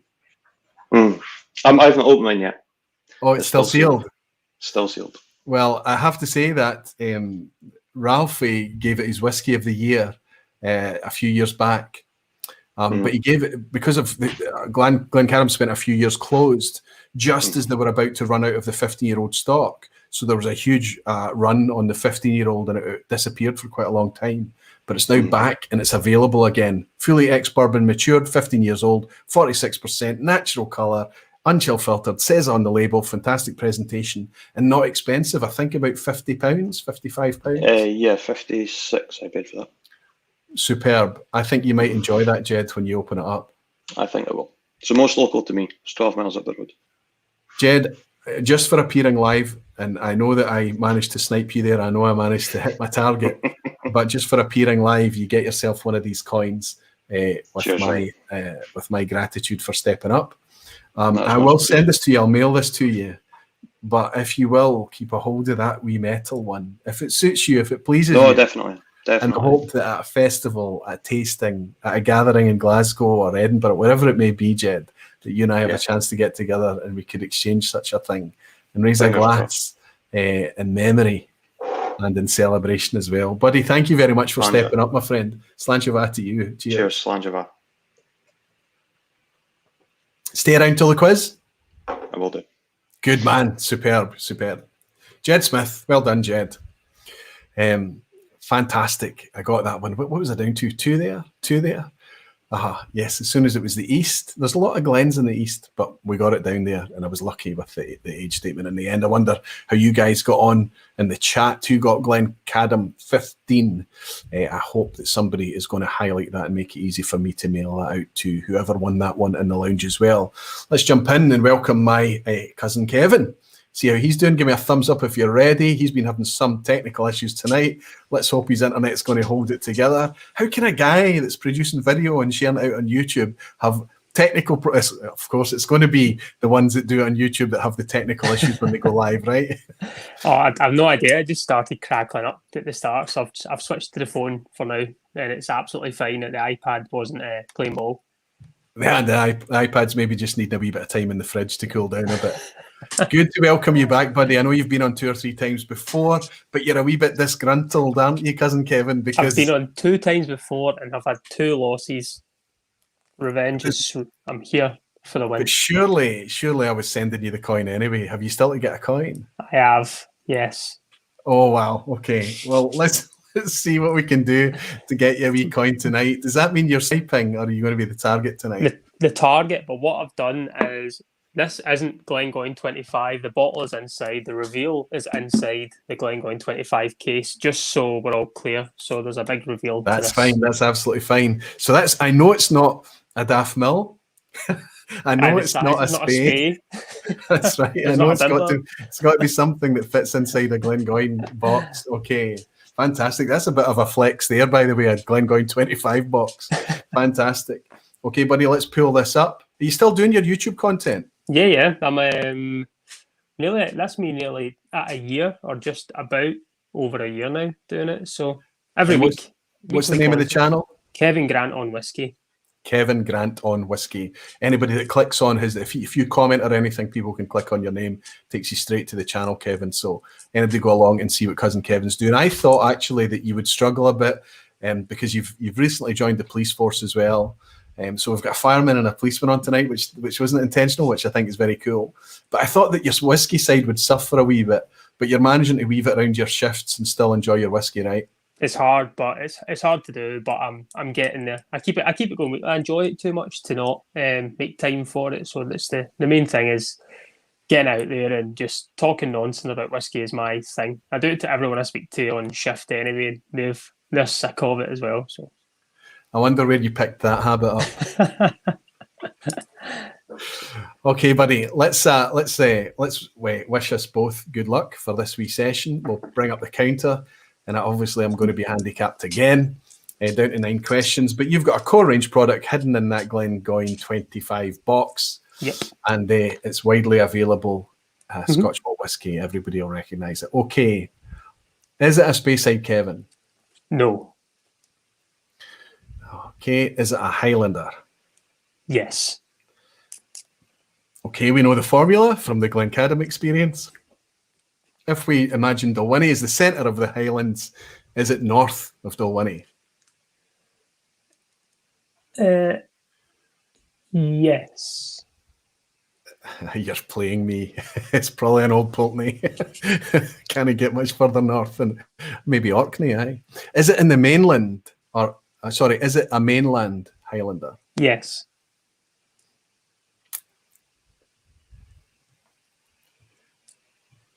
Is it owned by one of the big four, Diageo, Edrington, Pernod Ricard, or Grants?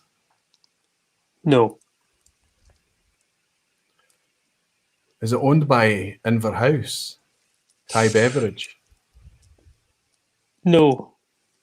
Oh.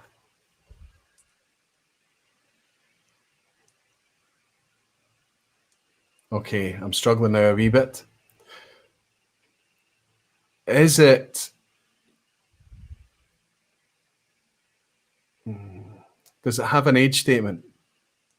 No.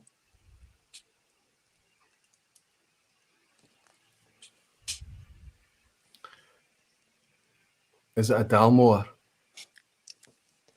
No. Oh my goodness. He's got me. Is it a Tomatin? No. Okay, I've got one left. I've used up all my questions. I have to guess. Not only do I have to guess the distillery, but I actually have to guess the product. Is it a Glenmorangie Nectar?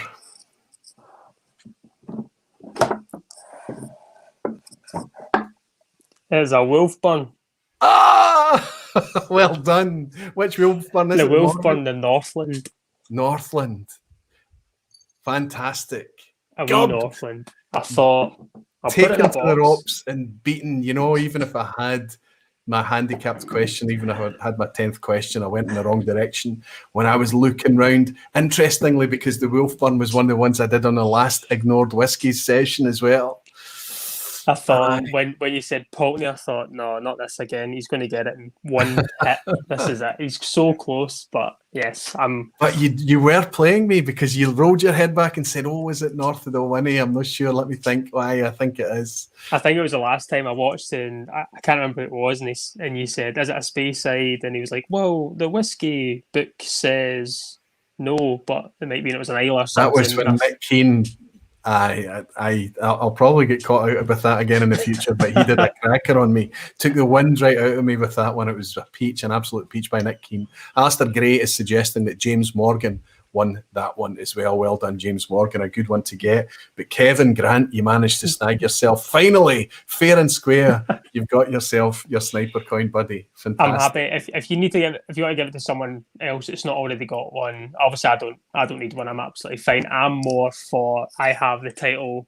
I can wake up in the morning and have a great day knowing that I've finally beat Roy at a space. That's all I need. I don't need the coin. I've got my topper. But without the coin, there's no proof. Okay. Right, okay. You need the coin in your hat. I'll send it out to you, buddy. No problem at all. Awesome. And James Morgan can snag it too. And he's in there saying, "Cheers, Kevin. You've got a pal." And James Morgan. Go on, James. Cheers, buddy. Well done. Congratulations. Cheers, Roy. Thank you. I'm buzzing. This dram now tastes better than ever before. So I'm very happy. That's what you're sipping too. Well done. Are you staying for the quiz, Kevin? Oh, definitely. I'll fail at that, but I've passed this. It doesn't matter anymore. I'm absolutely fine. Excellent, buddy. I look forward to pulling you back in a wee bit later. Well done. Cheers. Thank you. Well done. There's a happy boy. Superb. Wolfburn, gutted. What an umpty. How could I have done that better, eh? Way to go, Kevin, says Jerry Miller. Absolutely. And superb. Welsh Toro's in as well, just sneaking in to say hi to all my brother and sister Barflies taught Welsh. It's always brilliant to have you in here, my friend. Superb to see you. Jimmy Like is saying, if it's a Dalwhinnie, what would you say to the Dalwhinnie question? That's a good point, Jimmy. Maybe somebody will need to come along with a bottle of Dalwhinnie to work it out. But it's a very, very good point. Fantastic. Malt Muser, Whisky Reviews is in as well, saying, "Hey, Whisky friends, welcome in, Malt Muser. Good to see you." Is that Holger, by the way? Malt Muser? No, I don't think so. But I'm going to guess that it could be German. Seb Case, time to call it a night, my end. Watch the rest on replay. Slant your barflies. Seb, it's absolutely fine for you. Watch it on replay, my friend. I will have timestamps for anybody who's catching it up on the replay. But I'm going to share with you my two last whiskies that I have been guilty of ignoring a wee bit. And I think one of them, I don't have much of an excuse. I know it's pointed at enthusiasts. I know it's something that I should be connecting with. And I don't know why, honestly, it's been so long since I last had this whiskey. And in fact, the one I'm going to share with you tonight has a bit of a connection between myself and the Whiskey Rev. He bought this a long, long time ago and shared it with me. And we both decided that we loved it. In fact, we loved it a lot, to the point that I went out and bought, it was a miniature, I think, or a 20cl bottle, a small bottle, I think. And I went out and bought another small bottle quite a bit after that. And I didn't like it at all. It was heavy and dirty and sulphury. It was interesting whiskey. I know loads and loads of friends who would love that and lap it up and think it was amazing. But for me, it was just a wee bit too far. And I stepped back from it for a while and I didn't go back. But I've had other experiences with it since then. And I know that I should be connecting with it more, because this distillery has moved on a lot in the 20 or so years that it's been under its current stewardship. I'm going up to the Southern Highlands now. So anybody that's playing a wee game of Visit a Speyside, you can probably see the font here. I don't know if you can pick it up, but I'll bring up a wee overlay to let you see what I'm just about to open here. I'm at Edradour now. Edradour is owned by Andrew Symington, who also owns Signatory Vintage, the independent bottler. So we're very familiar with his products, whether it's the Cask Strength series Signatory Vintages that have some. Where are they? They're often on screen, aren't they? They're here, off to the side here. But they also do other series, such as the Unchilled Filtered series and things like that. If you ever visit Edradour Distillery, one of the most attractive, pretty little scenes of distilling that you can ever go and see, lovely whitewashed buildings, picket fences, a nice little stream running right through the middle of the scene and everything. It's idyllic. But you need to take money with you.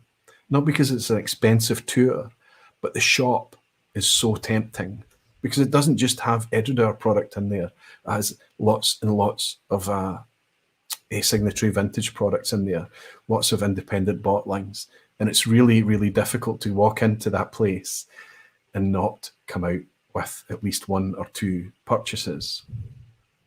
The one I'm opening tonight, as you can see on the screen, is the Caledonia. You can see, look at the difference in colour there between the one I've got on the screen and the one that's in the bottle. Now, I know it's a lot to do with cameras and things like that, but sometimes, and I'm going to dwell on this, sometimes the liquid in this bottle, it's a 12-year-old standard expression, 46% ABV. It does say on the bottle that it's natural colour and unchilled filtered. The presentation is fantastic. But sometimes this is pale, like the image that I have on screen, and other times it's very dark, depending on the batch. I think Edradour seemed to embrace the batch variation, which I think is a good thing. We know as malt drinkers that we can't always demand a consistent product time and time again in the same breath as demanding natural presentation. It's very difficult, and it's okay, because that's what malt whiskey is all about. Let's see how the glug goes on this one. Nice, put just a wee drop in. Again, neck pour, opened in front of your eyes tonight, not a review, initial experience, no scoring, nothing like that, just kind of trying to see what these whiskies are about, how they behave. Well, Story was saying, I've just returned to Lagavulin 16, very happy that I did. Got snobby about the 43%, but I've gone full circle, and it's a fine dram. There's a place for it, isn't there, Welsh? We would love Lagavulin 16 to be 46% and plus. We would love it to be non-chill filtered, and we would love them to not put any of that yucky caramel in it. And yet they do. And yet it's still one of the best ambassadors that Scotch whisky has ever had. Glad you're enjoying it, buddy, and it's good to see you. And actually, saying wasn't impressed with Wolfburn. I have to say that the one I tried was the Morven. I think it's quite clean and straightforward. There's nothing particularly complex about it, but it's much more mature now, starting to round out nicely. And the peated one that I have, while I'm not going to scream from the rooftops about it, I'm encouraged by the development. And it makes sense, because Wolfburn Wolfburn, like so many other distilleries, are able to pull from deeper stocks now. So we're hoping that as time goes on, we start to see more and more interest in engaging products from them. We don't need to be struck at first approach, as long as we keep an open mind and go back again and again. Greg's Whiskey Guide is saying, the 12-year-old Caledonia, great reference this, and a cool tribute in it too. Well, the Caledonia is named after a Dougie MacLean song, and Dougie MacLean is a Perthshire boy, I believe, and he's kind of tributed on the back. It's a very kind of nationalistic presentation here on the Caledonia, with a saltire on the front and named Caledonia and things like that. Obviously, Caledonia being the Roman name for Scotland, and Dougie MacLean famously wrote a song back in the 80s, I think, Caledonia. Very emotional, kind of homesick style song, lots of kind of homesick lyrics and things in it. And it doesn't take much for a Scotsman to be homesick when he's away. But if he ever hears or overhears Caledonia belting out of a jukebox or a speaker somewhere, it's sure to bring a wee stab of anxious, homesick anxiety to anybody, to any Scotsman who's away from home. But that's what it's named after. That's what it's in tribute to. But the reason I went for the 12-year-old Caledonia over the 10-year-old is the 10-year-old is entry-level presentation. It's much lower ABV, different prospect altogether, probably aimed at a different market. It's still a fantastic and a decent dram, but I don't know it very well. This one I feel a wee bit more comfortable with. And I think I know what I'm in for with this one. I think I know what I'm going to be experiencing tonight, but let's have a wee go. Oh.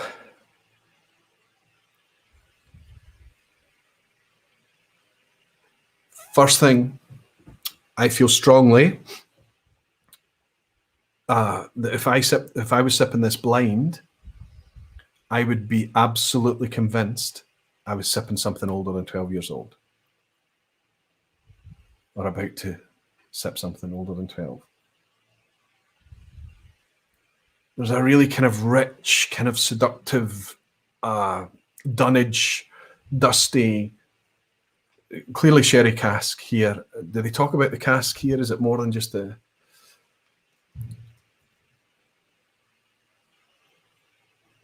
It talks a lot about Dougie MacLean on the back, some lyrics from the song.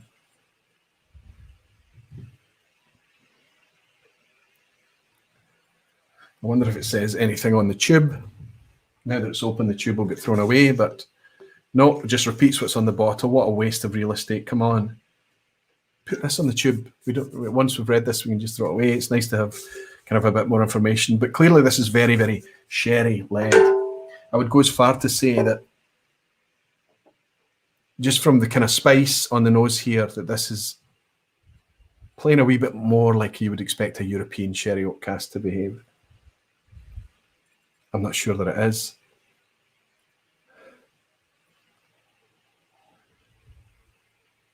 Andrew Sillington bought Edradour, I think, back in the late 90s, early 2000s, and he bought a lot of stock as well. I was often struck by, it could be widely varied, the releases from there, and I'm speaking specifically about Edradour product. Sometimes it could be amazing, and other times it could just be odd. Things are much, much more stable now.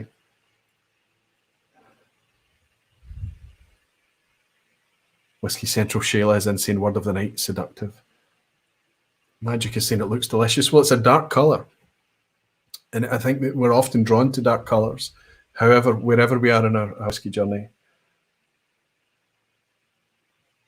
this is very seductive on the nose. Seductive is a good word for this. It does. There's a decadence. There's a richness to this. There's a sense that you're going to be sipping something quite special. There's a maturity to it. It's probably the time it's spent in the. If it is only 12 years old, it's spent time in a good sherry cask. Potentially as well as some American oak and potentially some bourbon casks as well. But all very rich, and it leads with the sherry spice. The fruit is all about date, plum, fig. Juicy though, so prune. But it's the sherry kind of spices that dominate. Not a lot of oak, not a lot of tannin. It's a juiciness, as I say. Cheers.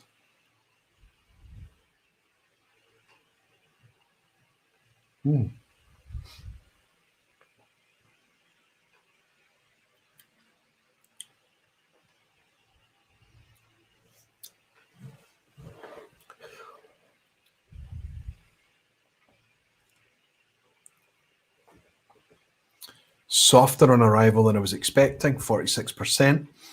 Plays there, maybe even lower than 46%. This is much softer than I expected. It's drier as well. The juiciness that I was anticipating from the palate, it translates into, there's tannins here. This is like black tea now on the palate.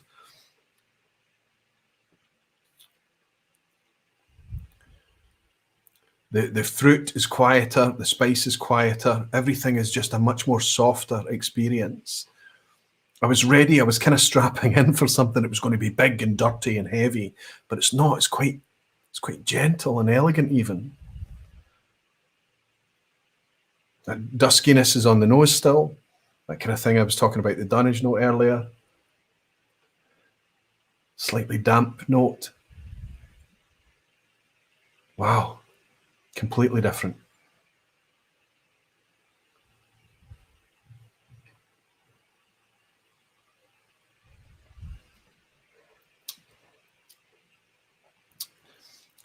The drying, the development mid-palate, I'm trying to put my finger on what that is. There's a kind of almost minerally quality. Like, it's going to sound odd, but like a stone. Right in the mid palate. As it finishes, this is all, everything about this is softer than you expect. Spices, everything is. It's wrong to say it's smooth. It's wrong to kind of labor soft because there's lots to taste here. But the palate is quite different from how it was nosing. Neck pour.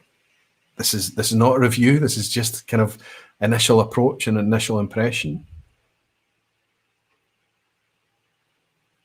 So the seductive, heavy suggestions that it gives you on the nose doesn't translate. It's a much more gentle thing.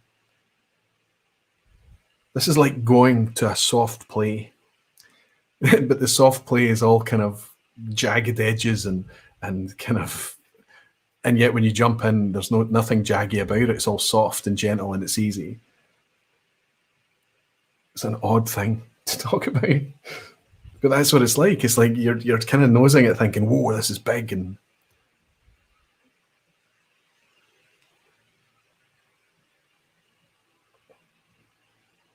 the last time I had Edradour, it was sulphur that got me. It was even, I would go as far to say there was rubber. But that's not here at all. No sulphur here at all. I'm not very sensitive to sulphur. If you are, I know that heavy sherried whiskies are going to make you quite wary. I think this is pretty safe, this one. Is there anything on here about a batch? I don't think so. Why don't we do it? Is it difficult? Is it difficult to put batches or years on it? There's maybe something in a kind of wee inkjet print here. Oh yes, 3rd of December 2020. This is a very recent bottling here. It is on a wee inkjet print here. I bet you I cannot get that to show up there. You can maybe see it very, very lightly. It doesn't matter, just listen, I guess. This is a 2020, December 2020 bottling. Very soft as well. First distillery I visited, age 7, says Steve Atkins. He says, Edradour, now I get to enjoy for real. Good for you, Steve. Wow, 7 years old at a distillery visit. It's one of the most visited distilleries in Scotland, honestly. I think they enjoy in excess of 50,000 a year under normal conditions, of course. Last year being accepted. Barnyard livestock funk in that one. Tim, no. No. It's a farm distillery, Edradour, but there's no farminess here. There's no kind of barnyard. I'm not getting anything like that. I have a batch from 2013 and it's juicy indeed, great balance, and I love the melon note in it. Typical from the distillery, melon. The juiciness, maybe. Melon, wow.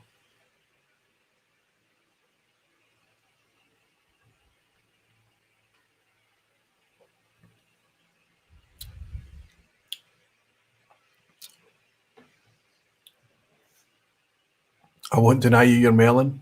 I wouldn't have picked out melon. Maybe like a Gallia melon, a more aromatic melon maybe. And Jimmy Legg is saying now that's batch variation. Well, I think that that's one of the things that we have to say about Edradour generally, in my opinion. And I think it's wonderful. I think Springbank embrace batch variation. I think Edradour do embrace it. I think Glenfarclas and so many other distilleries do. They just go, it's a different batch.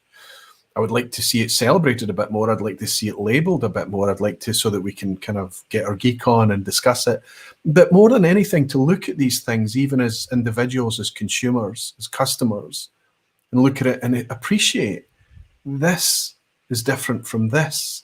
Even though the label and everything and the branding is the same, we can clearly see that this is a different product. So just like the same that we can grasp that concept when it comes to produce or wine or so many things, we understand that it can't be consistent. It shouldn't be a difficult stretch to reach that in whiskey. And Jimmy Legg is asking, have you had this whiskey before this bottle? Yes, I have. I've had it a couple of times, a few times even. This is the first full bottle I've owned, honestly, Jimmy. Andrew Pierce is saying it's bourbon matured rye with a 4 to 5 year Oloroso finish, according to their website. Excellent, Andrew. Thank you so much. So as I mentioned to you when I was nosing it, I wasn't getting a lot of kind of oakiness. I wasn't getting a lot of the kind of bourbon maturation thing. It was leading with the sherry. But a 4 to 5 year finish is almost half the life of the whiskey, so it's more of a double maturation than a finish, but they can refer to it as a finish if they like. It's entirely up to them.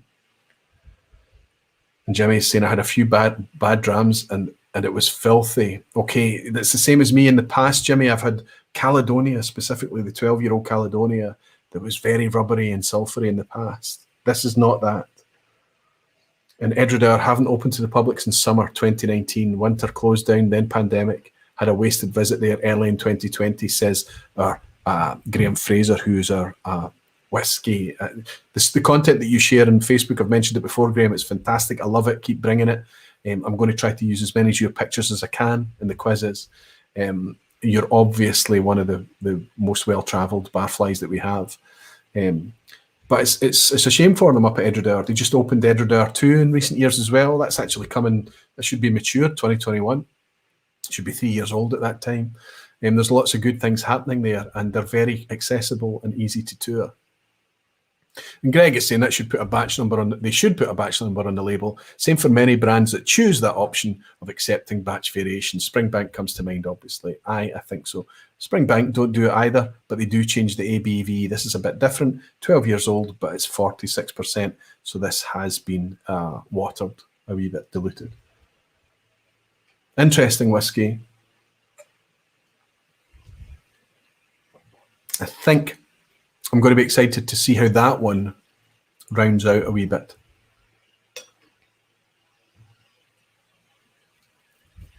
It's quite expensive. £57, £58 I think I paid for that. Closer to £58. But it's small batch. It's very, very crafted, orientated. Presentation's good. There's not a lot of it out there. How would it fare against Glenturret 12? Honestly speaking, I think that there would be no competition. The Glenturret 12 2020 maiden releases on a different level generally. I've found nobody that can bring anything for £65 or less or more that can compete with a Glenturret 2020 maiden release, honestly, the 12-year-old. People complain about it being expensive for a 12-year-old, but they openly admit that they can't bring anything that can compete with it in terms of balance, complexity, just it's got to be one of the most perfect whiskies, sherried whiskies, that's contemporary releases of a sherried whiskey. But this Edradour is interesting. It is interesting. Glenfarclas should identify batches too, says Jimmy Legg. I agree fully. I don't see how it can be difficult. What is the problem? Is it distributors? Is it the market that doesn't want to deal with batches and different batches on the shelf? Is it confusing? Is it something that they don't want to deal with? Most of the whiskey's flying off the shelf right now. It shouldn't be difficult. It should not be difficult. Let's go. Before we run out of the quiz tonight, how are we getting on for time? We're hitting 2 hours already. Unbelievable. Thank you all for staying with me. I'm going to share with you my last whiskey tonight of the ignored. Well, we'll have to make it a trilogy. There's so many more on the list, so many more interesting whiskies, but it's going to take me a few months and things to collect the bottles and squirrel them away. But I want to share this last one with you because I bought this, the original release of this, and gifted it to a close friend of mine. He's maybe in here tonight. He's watching it tonight, or if he's not, he'll be certainly picking it up probably tomorrow. Craig Dollier, I hope you're around. And I gifted this to him because I was so struck by the original release of this. Very spirit forward, very young, but yet quite accomplished for its age and its presentation, and kind of lots of people were being really quite cynical about it, and I loved it. I gifted it to him and he loved it too. I'm talking about a peated whiskey. I'm not talking about an Islay. I'm not even talking about a Highland. I'm talking about a lowland peated whiskey. I'll probably tell so many of you what I'm speaking about right now. Let's get rid of this wee Edradour.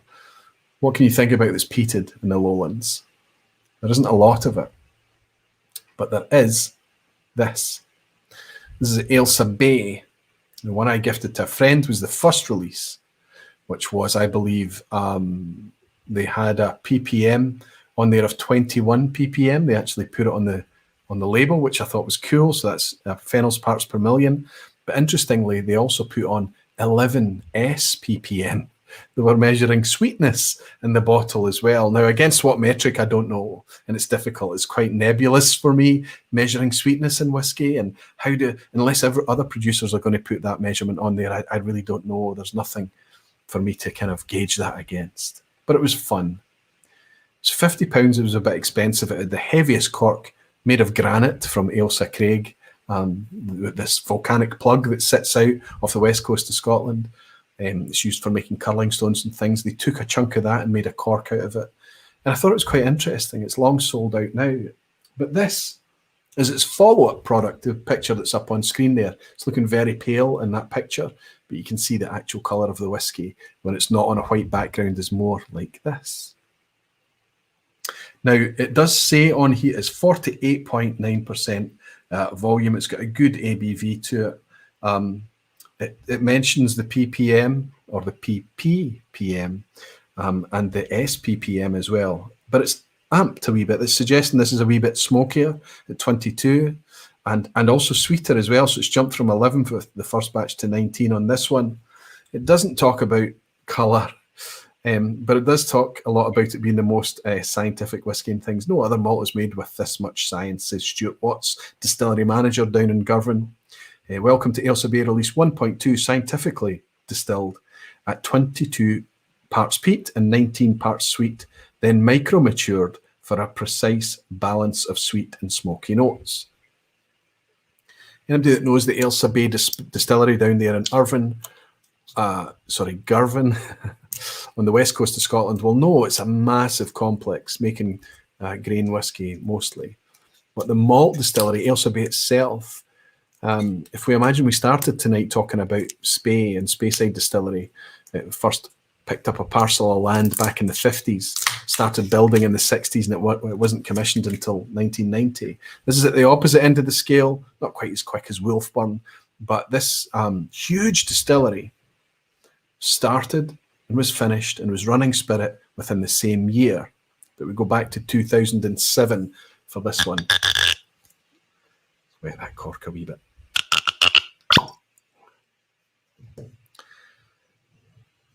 Got a nice pop. Last glass of the night. Pouring wee measures this evening, but enjoying them. A Scotch Taste Dummies glass here. One of their Warrior glasses. Very cool wee glass. No glug. No glug. Round shoulders like the Arran bottles, right? Fine. You don't need the glug, but it's nice to have it. Just pour a wee bit. Oh, okay. The smoky. The whole room's, oh, wow. Oh, my goodness. So it's smoky, smoky, smoky.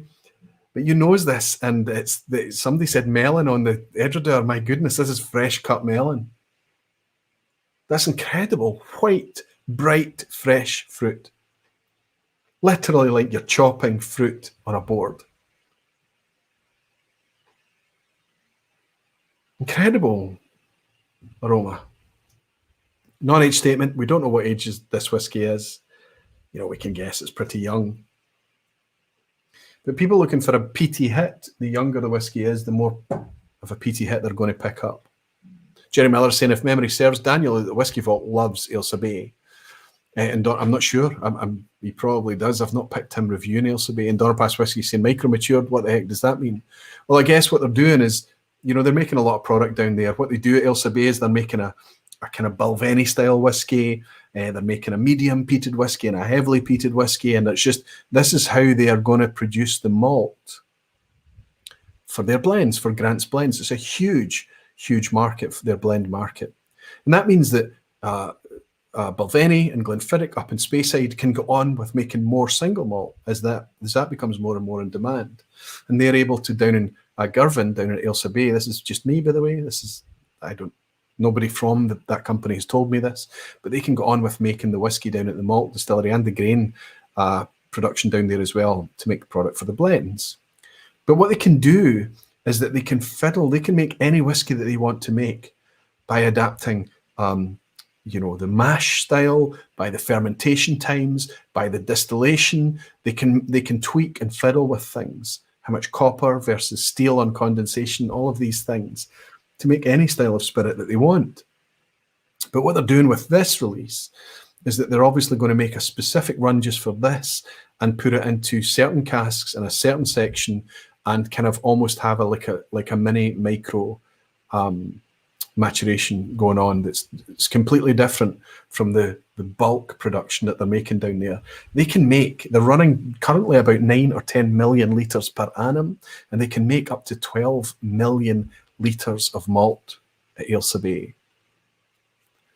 It's incredible. Just look at a picture of their still house, and you would swear that there's a mirror halfway down reflecting and making it look twice as big as it is. But no, it is that vast size.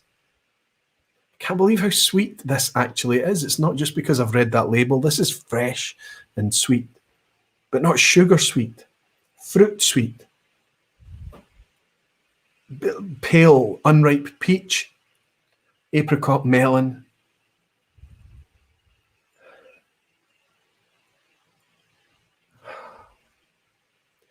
I think this is not suffering from a neck pour at all. This is very communicative.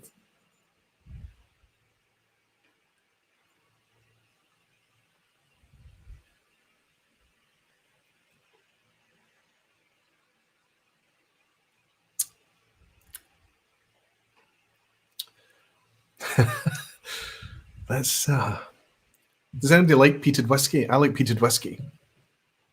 But there is sometimes a problem with peated whiskey, that it's peated whiskey is peated whiskey, right? And you need to really study or really think or really analyze it to pick up the differences at times, unless you've got something bold like a sherry cask matured. So it's sometimes nice when you can sip in contrast and have a Highland Park, let's say, against a Springbank, against an Islay, and really say, okay, there's more than just smoke and peat. But sipping this, once you're past the peat, this is not anything like an Islay. It's not anything like a Highland Park. It's not got that kind of that salty, Springbanky, funky thing. It's not got the Highland Park kind of aromatic thing, and it's not got that kind of overt smoke and ash that you get on Islay. It's just a completely different smoky whiskey.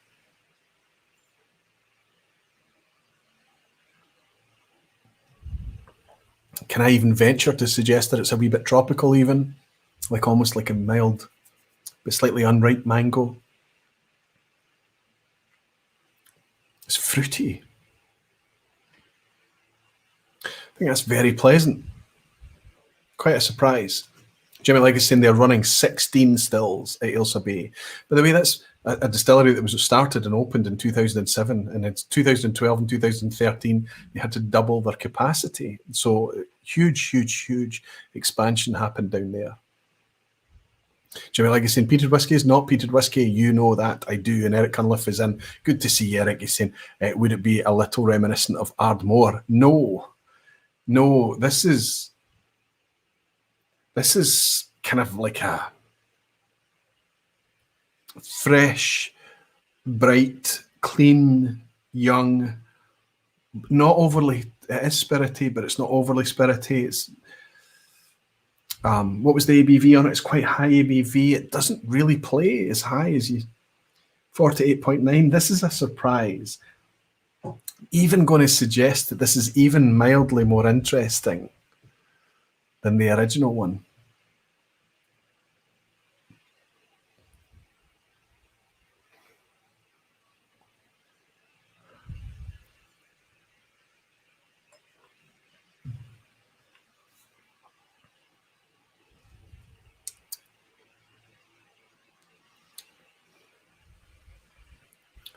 I think there are some.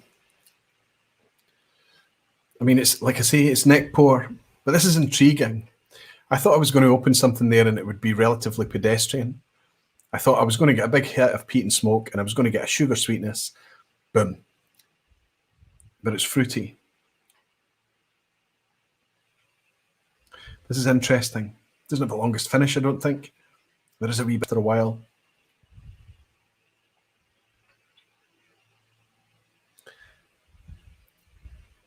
It is smoky. And interestingly, that ppm that's stated there, 22 phenols parts per million, that's a mix of the two types of barley that they use, 50 ppm, which is up closer to Ardbeg. They've also got some down at 30, which is maybe closer to even a wee bit lower in Colila. And they mix the two of them together. Now, I don't know if it's mixed 50-50 to end up at 40, but it's somewhere of that order. But that's at the barley end of things, at the malt side of things. What makes it into the bottle after process and distillation is 22 phenols parts per million. So that's interesting in itself, what makes it into the bottle. When you pick up an Octomore and read 167 phenols parts per million, what you're actually reading is the malt specification. What makes it into the bottle is nothing like that. So it's only really a guide. This, they're actually telling you what's in the bottle, which I think is to be applauded. Wanted to be cynical about this. I wanted to have a go at it. I think it would be nice if they told us a bit more about maturation, about colour, about filtration. Just state that on the label, Grants, come on. Be a bit honest. Give us an age statement. Well, this is a big deal. This is amazing. We don't care if it's a 5-year-old product.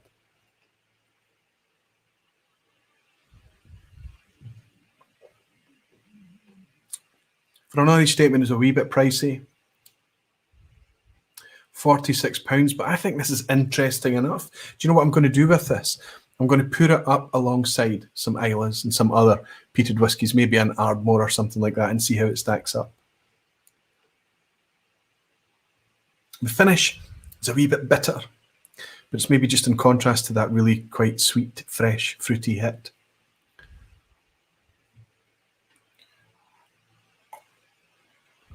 Wow, amazing exploration as well. All of these whiskies that I've uncorked for you tonight, I've been squirreling away over recent months with this in mind.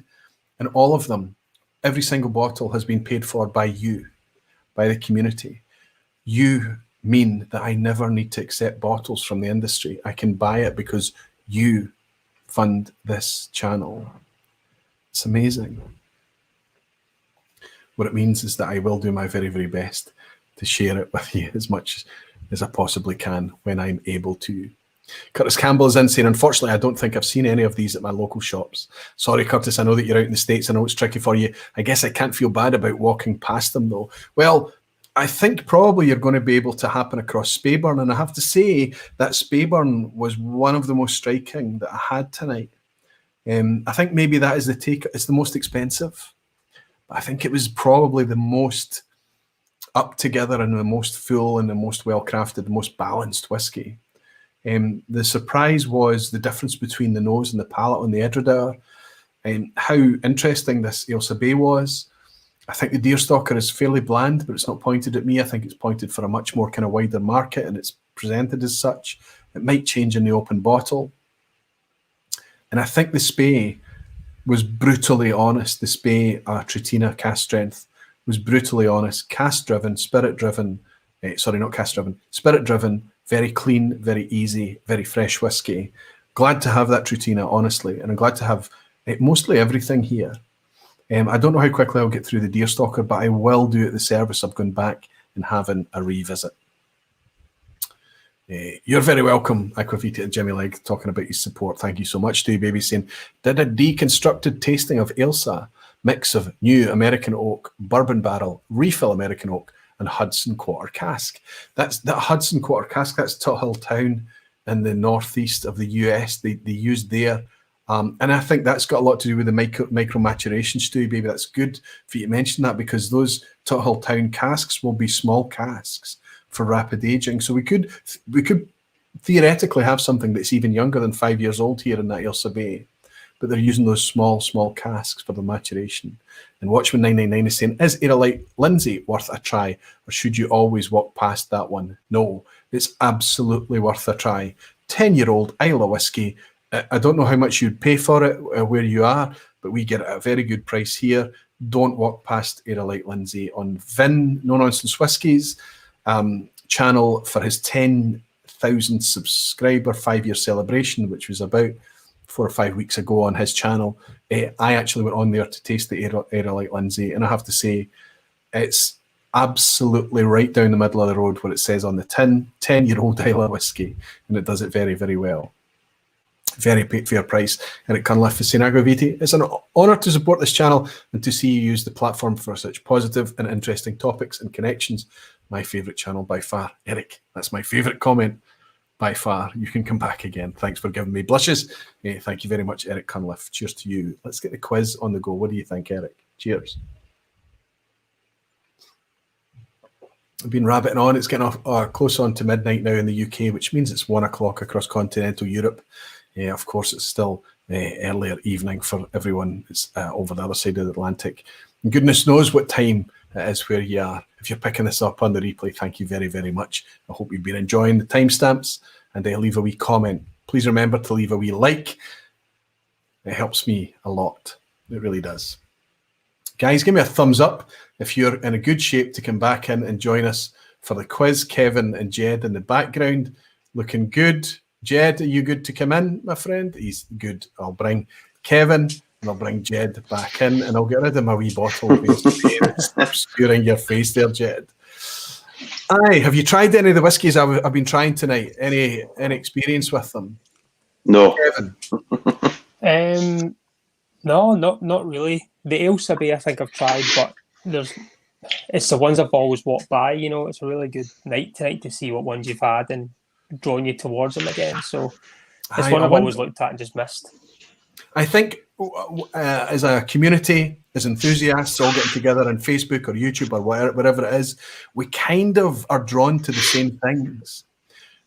So that's kind of the idea behind this. See, well, everybody's chasing this and everybody's talking about that. What about these other things over here? And why are we walking past these things? Okay, Balmenach, we can't connect with Balmenach, but the Deerstalker's out there. Is that interesting? And then Speyside. When did you last try a Speyside? Now at the gantry, you would have tried a Speyside, right? Yeah. You know, and it's bizarre that branding. Speyside, there's hundreds of Speysides. No, we're speaking about Speyside Distillery, the Spey product. Edradour was interesting. Ailsa Bay interesting. I think the standout, honestly, is that Speyburn.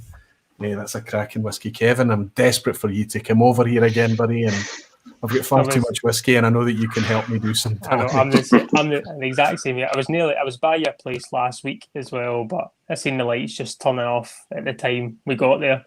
Good. I was going to chap your door and see how you were getting. Good, because you'd have kept me up for an hour, standing freezing on the front door. Good.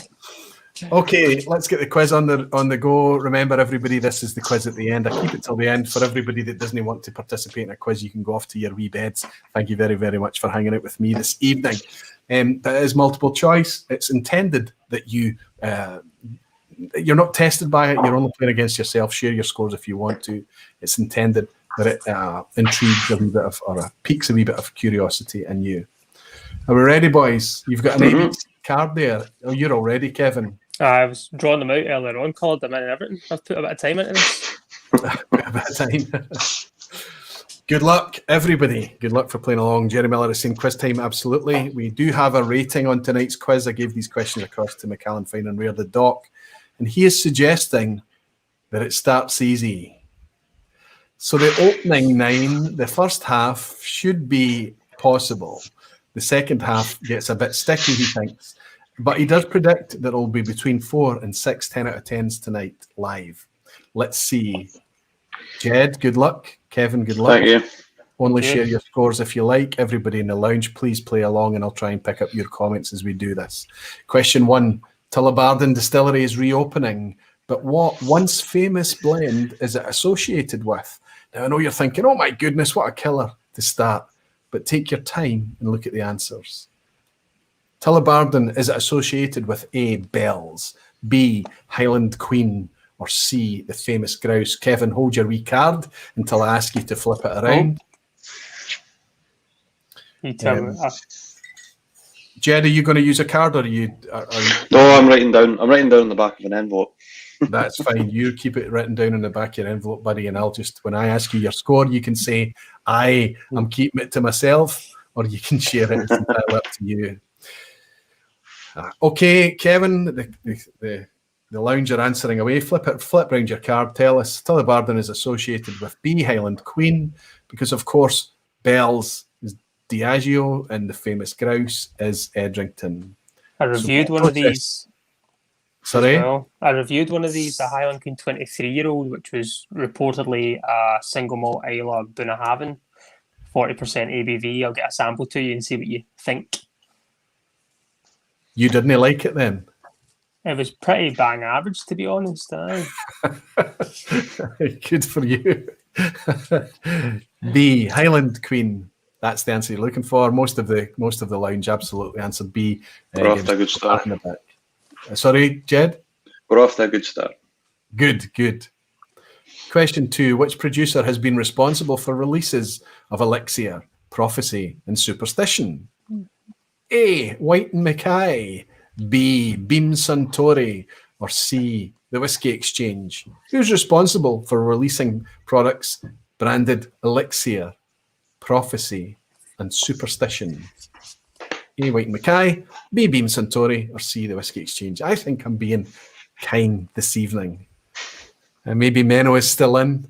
He will not be enjoying these questions. He'll be thinking that these are brutally easy. Kevin, give us the answer. The lounge are already well ahead of you. Time to flip it around. You think White and Mackay. Why is that? The other two don't stand out. I can't remember what it is, but Julie just told me not that long ago on the tasting I was on. Jed's absolutely right. Jura Elixir, Jura Prophecy, and Jura Superstition. And that is produced by White and Mackay. Jimmy is suggesting that Menno may be asleep. Well done, everyone. A for White Mackay. Question 3. Dennis Malcolm celebrated 60 years in the industry with a release of a 60-year-old bottle. But what else is remarkable about his story? 60 years in the industry, Dennis Malcolm. He doesn't drink whiskey. He's the grandson of the founder, or he was born at Glengrant. I should have mentioned in the question there that Dennis Malcolm is the whiskey maker. He's the master distiller at Glengrant, 60 years in the industry, celebrating it with a 60-year-old release. But what else is remarkable? A, he doesn't drink whiskey. B, he's the grandson of the founder of Glengrant. Or C, he was born at Glengrant. I think it's starting to get a bit trickier now, perhaps. Tom Scaramuzza is admitting that he has no idea. Mamuka 1977 saying Jura 16 was great. I think that was a prophecy in the UK. I think maybe I'm wrong there. But I know the Scotch for Dummies channel loved that 16-year-old Jura. Are you guessing this one, Kevin? Aye. Oh, yeah, I'm guessing just for my name's sake on this one. I've got no idea. No idea. Are you guessing as well, Jed? Complete guess. Okay, Kevin, let's see your wee piece of paper. Most folk are guessing C. He was born at Glengrant. He was. Actually born there in 1946. I'd love to get Dennis Malcolm on this vPub. I think he would have an amazing stories to share. Yes, definitely. Question 4. What does Balmenach and Breval, that's the Braes of Glenlivet and another brand it's known as, what does Balmenach and Breval have in common? A, the Deerstalker blends. B, a lack of an accessible core range. Or C, they're located on the same estate. Don't like that wee banana skin on this one. Oh, is there a banana skin here? There's a You banana notice skin. these things, do you? I don't like that. You don't like the banana skin? I was committed and now I'm not committed. What does Balmenach and Breval have in common? A, the Deerstalker blends. B, a lack of an accessible core range. Or C, located in the same estate. Jimmy Jazz is putting in the wee definitions there to tell me when the different... It's a very good wee visual cue for me, Jimmy. Thank you very much. But he's also dropped in a wee banana skin emoji as well. Kevin, commit, my friend.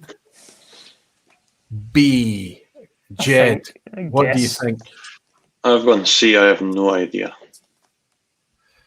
I have to tell you that I was hoping that some people would slip up. I wasn't hoping, I was expecting that some people would slip up and think it was the Deerstalker blends. But no, Kevin, you're right, a lack of an accessible core range. Breval has had out the limited releases at ridiculous prices, ridiculously exclusive whiskies, but nothing that we can really connect with. And again, Balmenach, we have to buy a Deerstalker. The reason that Deerstalker and Breval wasn't the answer here is Deerstalker and they're not blends, they're malt whiskies, branded Deerstalker, even though it was produced at Breval, Braes of Glenlivet previously, and now at Balmenach. That was the banana skin. Well avoided, Kevin. Well done. Unlucky for guessing a wee bit wrong there, but you're doing quite well, Jed. Stick with it. Bring in Graham Fraser's picture. Look at this distillery here. Now there's a bit of a giveaway here, if I'm honest. I think this is a kind one, but I'm of course just going to ask you, which whitewashed distillery are we looking at here? Is this Laphroaig on Islay? Is this Dalwhinnie in the Highlands? Or is this Craigellachie in Speyside? Kevin's desperate. He knows. I don't. I've committed to it because I want to keep going back to my other ones, but I'm committing to this. Good for you. Good for you. Robert Licorice is in. Robert, it's so good to see you here, my friend. I've recently pulled the trigger and bought one of your products, one of the only ones that we can buy in the UK, the Texas Legation. It's wonderful to welcome you into a vPub, and I hope you're having fun playing along with everybody else. It's Robert Licorice from Iron Root Distillers. Incredible Texas whiskey they're doing as well. Dogs Have No Uncles thinks it's Dalwhinnie. Kevin, what do you say? I think the double pagoda makes it Dalwhinnie. I'm sure that's what they're kind of famous for. Jed also thinks it's Dalwhinnie. Yeah. But the thing that I would be expecting you to pick up on would be those two big, massive worm tubs there on the outside. Laphroaig don't have worm tubs. Craigellachie do, but Craigellachie doesn't look anything like that. We are indeed looking at Dalwhinnie, just off the A9 in the Highlands. You have me worried. Well done, boys. Well done. Greg's Whiskey Guide is saying, I guess worm tubs, Craigellachie, but it could be B as well. Oh dear. I wonder what you committed to, Greg. Give yourself a point if you said Dalwhinnie. Question 6. It's going to start getting a bit sticky now. How are you at the halfway point, Kevin? 5 for 5? 5 for 5. 4 for 5, Jed? 4. It's going to get tricky now. Which of Diageo's original 6 classic malts sells the least? Which of the 6 original classic malts sells the least? There's an ask that emoji there. Yes. Is it A, one of the 4 corners? Is it B, the one with the large washbacks? Or is it C, the one that's made by the sea? There has to be at least one ask that question in the lineup. One of Diageo's classic malts was one of the 4 corners. One of them has large washbacks, and another one is known as made by the sea. I'm asking you here, which one sells the least? I want to tell you the 6 original classic malts. This is a terrible question. I know I'm going to be taking some stick in the lounge tonight, but it is. Kevin, commit. What do you think? Flip your wee piece of paper. You think it's B. You think it's the one with the large washbacks. And Jed, guess? I've gone A. One of the four corners. One of the four corners. The four corners are Cardew, Kalila, Clynelish, and Glenkinchie. The one that sells the least is one of the four corners. Glenkinchie sells the least. Cragganmore is the second least. The one with large washbacks is Lagavulin. I mentioned it in the vPub last week. And the one that was made by the sea is Talisker. Talisker is made by the sea. Unlucky. Well done, Jed. One of the four corners for Glenkinchie. Bit of an asshat question. I apologise to everybody. But this was going to be the question that I gave them a hard time for the ridiculous pricing for their four-cornered releases. Glenkinchie was already expensive at £150, 50.6% ABV, interest in whiskey. But now the Clynelish 16-year-old has come out at £200, £195. I'm out. Ridiculous. It's the same amount it costs you from a taxi from Edinburgh to get to Glenkinchie for £150, never mind the bottle. That's right. Well, they run a free bus from the city centre under normal conditions, but the Glenkinchie Visitor Centre as part of the four centres is open. Clynelish is now open as well, but it looks like it's not targeted to us, unfortunately. Question 7. Which of these YouTube channels was founded first? A. Amy Douglas's Whiskey Bitch. B. Horst Luning's Whisky.de. Or C. Ralphie Mitchell's Ralphie.com, or as it was originally known, Ralphie Stuff. Ben Demon Hunter is saying, Aquaviti, why apologise? It's a game, all in good fun. Yes, but some people... all in good fun. I am quite happy to have eggs thrown at me too. Don't worry about it, Ben, but thank you very much. Well, Robert Licorice is saying, a bit jealous, surviving some crazy storms here the last few days with 3-inch hail. Wow, that's in Texas. Incredible. Which of these YouTube channels was founded first? A. Amy Douglas's Whiskey Bitch. B. Horst Luning's Whisky.de. Or C. Ralphie Mitchell's Ralphie.com. Was it Whiskey Bitch? Was it Horst? Or was it Ralphie? Who was founded first? Kevin? I feel there should be an asshat here, but I'm going to go with B. B for Horst Luning's Whisky.de. And Jed? I've gone B as well. B. 2 for B.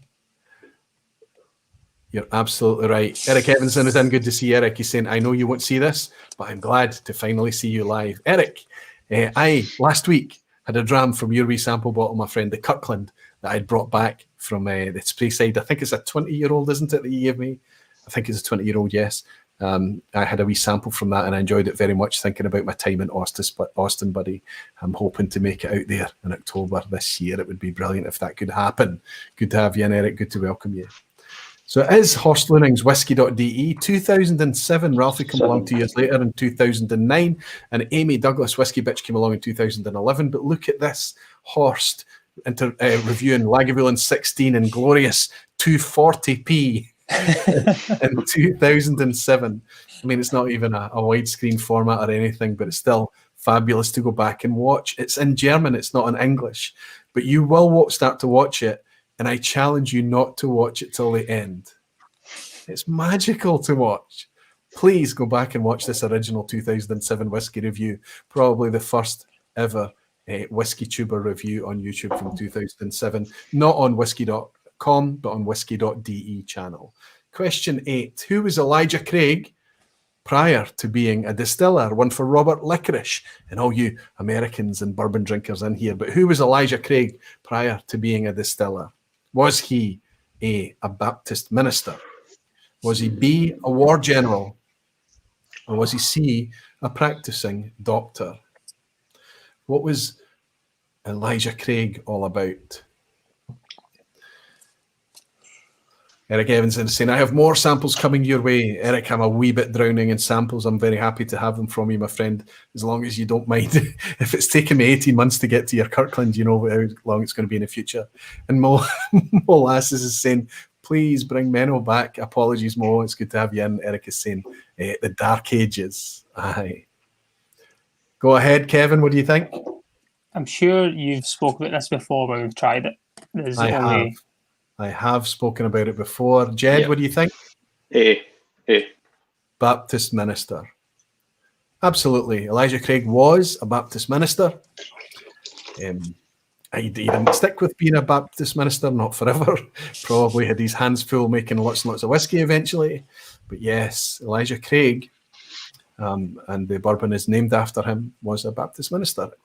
If you've answered A, give yourself a point. Question 9, second from last. In which malt distillery can you still see drum maltings? Scotch malt distillery. A, Balmenach. B, Knockdhu. C, Speyburn. We're clearly talking about Inverhouse, Thai beverage distilleries here. But you can drum maltings are the efficient way to dry malted barley now. And it's most of the maltings would use drum maltings. But back in the late 19th century, there was a Scotch malt distillery that put in the first ever pneumatic drum maltings. Now, they're not operational now, but you can still go and see them. They're still in place. Is it A, Balmenach, B, Knockdhu, or C, Speyburn? I think this is a tricky question. Tricky question. Let's go quickly. Kevin, commit to your guess. Sorry, I'm asking you first all the time, buddy. B, Knockdhu. Jed, what do you think? I've gone for B as well. Both of you think Knockdhu. That's a bit of a punch in the stomach for you both because we're in Speyburn here. They still have, they're not operable. They don't use them. They don't dry malt with them. But you can still see those original late 19th century maltings. The first distillery, I believe, to put pneumatic drum maltings in place. And they're still there as a bit of a curiosity today. Let's see how we're doing. Yeah, I've suggested that there isn't an asshat tonight, but that's a mistake because there will be an asshat just shortly. I think, if I remember well, I thought tonight might be tricky, and it was Speyburn. There you go. Let's see how the scoring is doing. I'm looking for anybody on a 9 out of 9 that could potentially get a 10 out of 10 tonight. 7 out of 9 for Chad, Kiso and Jesse Voisin. Snapper XV on 7. Bruno Martins and Malt Minion all on 7. Jimmy Legg is celebrating his pass mark on 5. Lindsay Holman is on an 8. Great score. Lindsay, superb. Greg is on 5. Jimmy Jazz on 6. Rotislav Traps, good to see you in, my friend, on 6. Gino from Canada on 7, good to see you. Gino, stay baby on a pass mark already, 5. Oh, Helen's Wood is on a pass mark, but she's still a wee bit sad tonight on 6 out of 9. Oh dear. Bruce is on 7 out of 9. Thomas Elmer is grumpy on 5 out of 9 as well. Okay, so this has been a bit of a brutal quiz. 9 out of 9 for Sid Martin. He's maybe going to take it home tonight. Well done, Sid. Superb stuff. Always scoring well. Andrew Butler, another great, knowledgeable scoring. 9 out of 9 as well. Superb, Andrew and Sid. Let's see if you can take it home over the line. Last question is indeed an ASAC question. Due to a production bottleneck, which distillery saw its fermentation drop from 160 hours to just 52? Brutal, I know, but it's interesting, isn't it? If you don't put in enough washbacks, you've got a bit of a problem. A, it was the original Skye distillery. B, the triple distilled Lowland distillery. Or C, the other Orkney distillery. I think I would have been so upset if I was participating in the quiz and this came along. Especially if I'm Sid Martin or Andrew Pearce. Maybe they're confident. Maybe they know this. So the original Skye distillery had to drop its fermentation down from 160 hours to just 52. Was it the triple distilled Lowlander or was it the other Orkney distillery? Give me your guesses. Jed, you go first, buddy. Tell us what you're doing. I've guessed B. That is a complete guess. You think it's Auchentoshan would be talking about there. Kevin, what do you think? I've also went B. But now you're thinking it's not. I think it could be. I've got no idea. I just went with the middle, thinking that's the law of averages. I have to say that no, it wasn't Auchentoshan. The original Skye distillery would be Talisker, but it was actually Scapa that had to drop its fermentation. That's incredible, isn't it? 1/3 of its time from 160 hours down to just 52. Now, they've got additional washbacks in place now, so the fermentation times will be back up again. I don't know what they currently are, honestly. I maybe should have checked that. But yes, if you answered C, give yourself a point. So I'm jumping straight in. Dogs Have No Uncles is on 7 out of 10, as is Rotislav Traps. Well done, boys. 8 out of 10 for Bruno Martins. Andrew Pears on 6. Gino Kumo on 8. Snapper XV on 8. Too Slow Rob is on 7. Jimmy Legg on 6. Everwind. Did I just catch a swear wind? Yeah, crap, he's saying. Bruce is on 7. Nailed it, says Jesse Boyson. He's happy on 8 out of 10. Superb, Jesse. Orange Wool, Rule is on 8. Peter McPeakface on 6. Robert Licorice. Superb, Robert on 7. Hellswood on 7 out of 10, saying that'll do. Well done, Helen.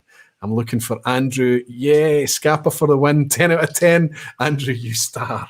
A tremendous score. Let's find our Sid. Boom! He's saying 10 out of 10 for Sid Martin as well. He's got his top off and he's doing laps of the living room right now, because I have to say, I think that was a fairly brutal quiz.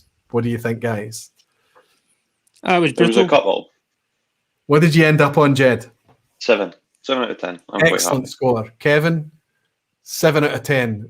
But what's that? You won as at a Speyside. But I won as at a Speyside, finally.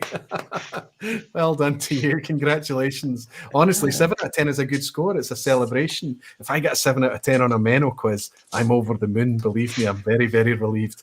And I'm very grateful to be able to be mailing along a wee Is It a Speyside coin to both of you fine gents. Thanks for being such good sports and stepping up and playing along. I'm going to raise this glass of very interesting Ailsa Bay to you both and say, Jed Smith, thank you so much for being a fantastic barfly and for stepping up to participate tonight. Kevin, thanks for being a fantastic cousin and a barfly and a fellow YouTuber as well, my friend. You're welcome. Glass and say cheers. Thank you so much. Cheers. Slange. Stay until after the credits, boys, and I'll be able to say thank you offline. I'll see you all again very soon. Wonderful stuff. I know it's gone a wee bit late, 20 past midnight. Aye, it always is. But it's the vPub. You can pick it up on replay.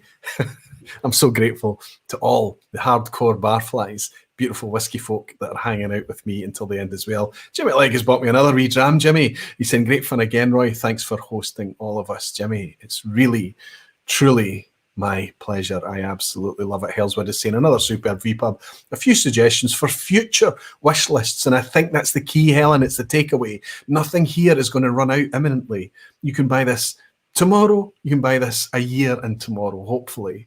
These are just things that you may be interested in trying and playing along with. The Whiskey Rev is here. Nice to tune in for a bit. Good to have you, buddy. I mentioned you a wee bit earlier on tonight when I was talking about this wee dram. You might remember it. This has changed quite a lot, I would have to say, from that dram that we had. And Greg's Whiskey Guide is saying, nice one again, Roy. Cheers, Roy. And everyone, good to have you always, Greg. Thomas Elmer is saying, thank you, Roy. Always a good time. Thank you so much, Thomas Elmer. Often he's in as a Ross Fudd, I believe. Helen, I caught your comment, Helen. Gabriel Welding is in as well. Good to see you, Gabriel. Sugar Kitty as well. Meow, thanks as usual. Thank you, Sugar Kitty. It looks like Eric has bought me a dram to say thanks for another great Thursday, Roy. Yeah, you're dearly loved. Yes, Eric. And thank you for the heels. We beat Customs again, buddy. Slancha. Did we? Always at the Mule Network that managed to beat those Customs. Eric, my friend, thank you for your virtual dram. Cheers to you, Eric. Cheers.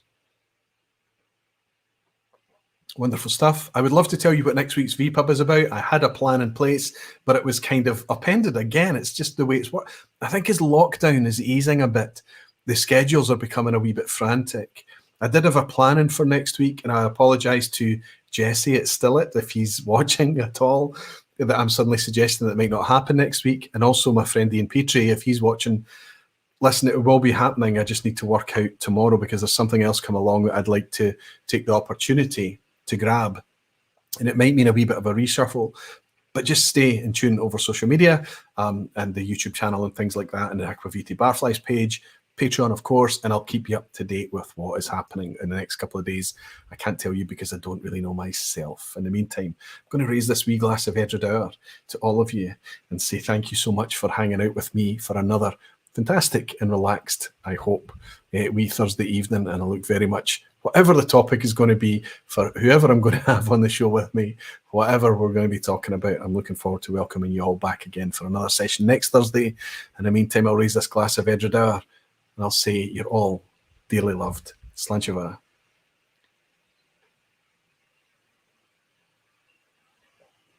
Good night, whiskey folk.